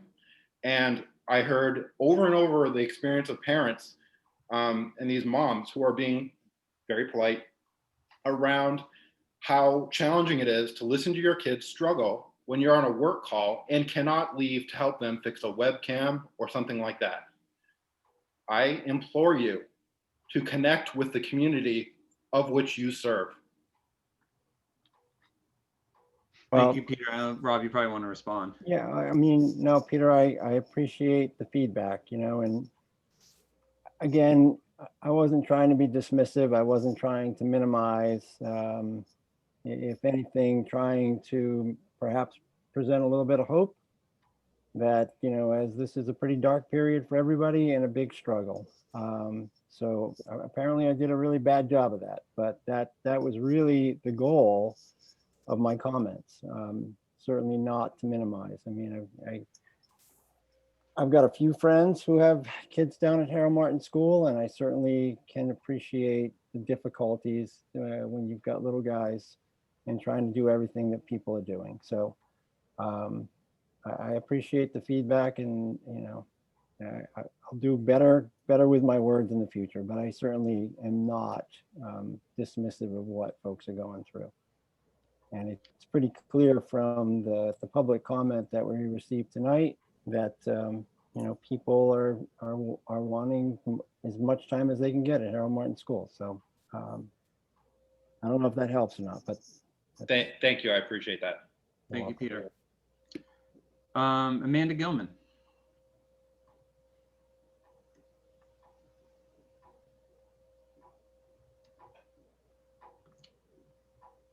There, that took a while to pop up. Hello, thank you all Sorry about that. Thank you all so much for your time and consideration here. I'll cut to the chase. Teachers, in my mind, as Mr. Chamberlain said, are essential workers. And as a nurse, I personally can't travel to do my job. So it frustrates me to hear that the consideration is there for teachers to be allowed to do this. I'm sorry that this is an unpopular opinion, but it's a real consideration. That said, I agree 100% with the testing out of travel quarantine. I think that's a brilliant compromise, and a proposal to accommodate both sides. And I would love to see that pursued. Thank you, Mr. Chamberlain, for following up on that. My second point is I would like to see the Hopkinton Middle High School put the same energy into pursuing synchronous learning that they have put into the new proposal for more remote time. In my mind, synchronous learning would accomplish much of the same end goal that you're trying to get at with this further remote schedule, which is more learning time. And I know from several teachers, or a couple of teachers, and several parents that synchronous learning feels like a good fit and would help us when we do go fully remote. So I would love to see that more fully pursued. My third point is what I hear from administrators and Mr. Nato about how the new models focus more on the at-risk kids with needs and how we'll assess them and be able to bring them in for more time. And I've had an email exchange with Mr. Nato, in fact, about this. And my concern, unfortunately, isn't for the kids who are labeled at risk, because those kids are identified. Those kids we know are at risk. My concern is for the kids who are middle of the road or perhaps above middle of the road, who are not reaching their full potential. And the focus can't be just on the kids who are below grade level not reaching their full potential, because the kids who are at grade level probably could reach their full potential a little easier, a little better if they had more in-person learning. And I don't think that's really even up for discussion. I think that's pretty much a given. So I appreciate all that you're doing, the efforts to get us more in-person learning time, and I would love to see more continued efforts. Thank you. Thank you, Amanda. Next, we have Emily White. Well, there she is. Hi, Emily. Hello. Hi. Thank you, everyone, for your time this evening. I just wanted to speak as a parent of a Harold Martin student in second grade, and I also have a preschooler there, and to speak against the proposal to have another Monday that the students aren't in class. I understand the need of the teachers to collaborate and to work together. And I heard that one of the reasons that that would be helpful, or that that's necessary, is to try to keep things as equitable as possible and to keep classes in a manner that there's least disparity between the classes and between students. But I can't think of a way that would be better to alleviate the disparity that is happening between the children's education than by having us out of the classroom and having parents facilitate home learning. I think the students in school is the best way to keep students on par with their peers and to get the same education to the extent possible, and to alleviate the disparity that is happening by having students in individual homes that have a varying degree of the ability of parents to facilitate that remote learning. I know it's a struggle for me to facilitate my daughter's remote learning. And I know it's a struggle for so many other parents, and to have to facilitate another potentially 2 Mondays or 1 Monday a month of knowing that my degree of ability to help my daughter learn and to facilitate that education is what's going to keep her on par with her peers in terms of the exposure to the material, makes me worry about the disparity that's happening throughout the elementary school curriculum. And so I understand that the collaborative time is necessary, and I hope that it can be found at a different time than having to drive students back into a situation where their parents are facilitating that classroom time, and that we can keep the students in school on that Monday. Thank you, Emily. Appreciate the comments. Thank you. Thank you. So I don't think we have any other hands. Unless, well, I lied. Kimberly's hand is still up, and so I don't, in case she, nope, okay, it's gone. So that is all the public comments that I see. So we're going to close the public comment period. Thank you all very much for sharing your thoughts with us this evening. And just to recap, in case people are confused on what we're doing next. So I would just suggest we will put the presentations that that the building principals made tonight. Those will go online in the next, hopefully the next couple of days. And so people can have access to those so they can review them. I would ask if people, once you do that, if you have additional thoughts, suggestions, comments, please email the board, and those emails are available on the website. So you shouldn't have any trouble finding our email addresses to send to us or the superintendent or the building principals. I think feedback is really helpful and important. So please share your thoughts. We will be meeting again next Thursday, November the 5th.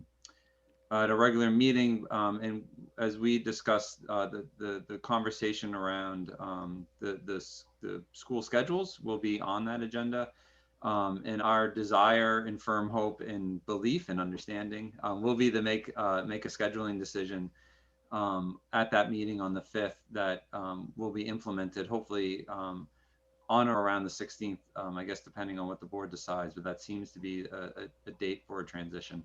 So that's where we are now. Again, I want to thank everybody for sharing their thoughts, and would just ask that people send their comments and suggestions over the next week, because I think that'll help inform the board on these scheduling ideas. So with that, we have a number of action items for the board to take, and so if everybody's ready, we'll start to go through those. So I would ask if there is a motion for the Hopkinton School Board to approve the superintendent's recommendation to accept custodian night supervisor David Pierce's resignation effective October 22nd, 2020. So moved. Oh, we moved at the same time, Rob. You I'll move, second. I'll second. Okay, there we Okay, go. I'll You guys figure move. that out. You Rob second. motions. We're good. Okay. You move second. Somehow, Here we go. I think we made progress there. Yeah. So the motion's been made and seconded. Is there any discussion? All right, Seth. Jose Frame, yes. Andrea. Andrea Folsom, yes. Rob. Rob Nato, yes. Norm. Norm Gupel, yes. And Jim O'Brien is a yes. Is there a motion for the Hopkinton School Board to accept the superintendent's nomination of Sean Martin, night custodian supervisor for the Hopkinton School District, pending final approval of the superintendent of schools, start date to be determined by the superintendent of schools? So moved. Second. Sorry about stumbling over my words there. No, I sold you down the river on that. Any discussion? All right, hearing none. Andrea. Andrea Folsom, yes. Seth. Jose Frame, yes. Norm. Norm Gupel, yes. Rob. Rob Nato, yes. And Jim O'Brien is a yes, so that motion passes. Is there a motion for the Hopkinton School Board to accept the superintendent's nomination of Kim Wright, night custodian, HMHS, pending final approval of the superintendent, start date to be determined by the superintendent? So moved. Second. All right, we're on a roll. Any discussion? Hearing none. Rob. Rob Nato, yes. Andrea. Andrea Folsom, yes. Norm. Norm Gupel, yes. And Seth. Jose Frame, yes. And Jim O'Brien is a yes. Is there a motion for the Hopkinton School Board to accept the superintendent's recommendation to grant HHS Special Education Renata Joniski's request for leave reduced contract pending final approval of the superintendent, start date to be determined by the superintendent? So moved. Second. Any discussion? Norm? Norm. Oh, that's roll call? Okay. Norm Gupel, yes. It's talking to you, Norm. Andrea? Andrea Folsom, yes. Rob? Rob Nato, yes. Seth? Jose Frame, yes. And Jim O'Brien is a yes. And finally, is there a motion, for the Hopkinton School Board to accept the superintendent's recommendation to approve Policy AC, non-discrimination. So moved. Second. Motion's been made in second. Any discussion? Just a big thank you to Andrea, Seth, Steve, and whoever else contributed. It's great. I really appreciate it. Really good. Okay, Andrea. Oh, Andrew Folsom, yes. Seth? Jose Frame, yes. Norm? Talking to you again, Norm. Oh, yeah. So I got lagged. So Norm Goupel's a yes. And Rob? Rob Nato, yes. And Jim O'Brien is a yes. So that motion passes. So we do not have a need for a non-public this evening. And I would just ask if there's any other issues or items anybody on the board wants to bring up. And hearing none, I will adjourn the meeting and thank everyone for sticking it out. Mia, thank you very much for your comments and participation tonight. It was great and very helpful. So really appreciate you speaking up. Thank you. All right. Have a wonderful evening, everyone. We'll reconvene next Thursday at 5:30. Have a good week and make sure you all go out and vote. Yes.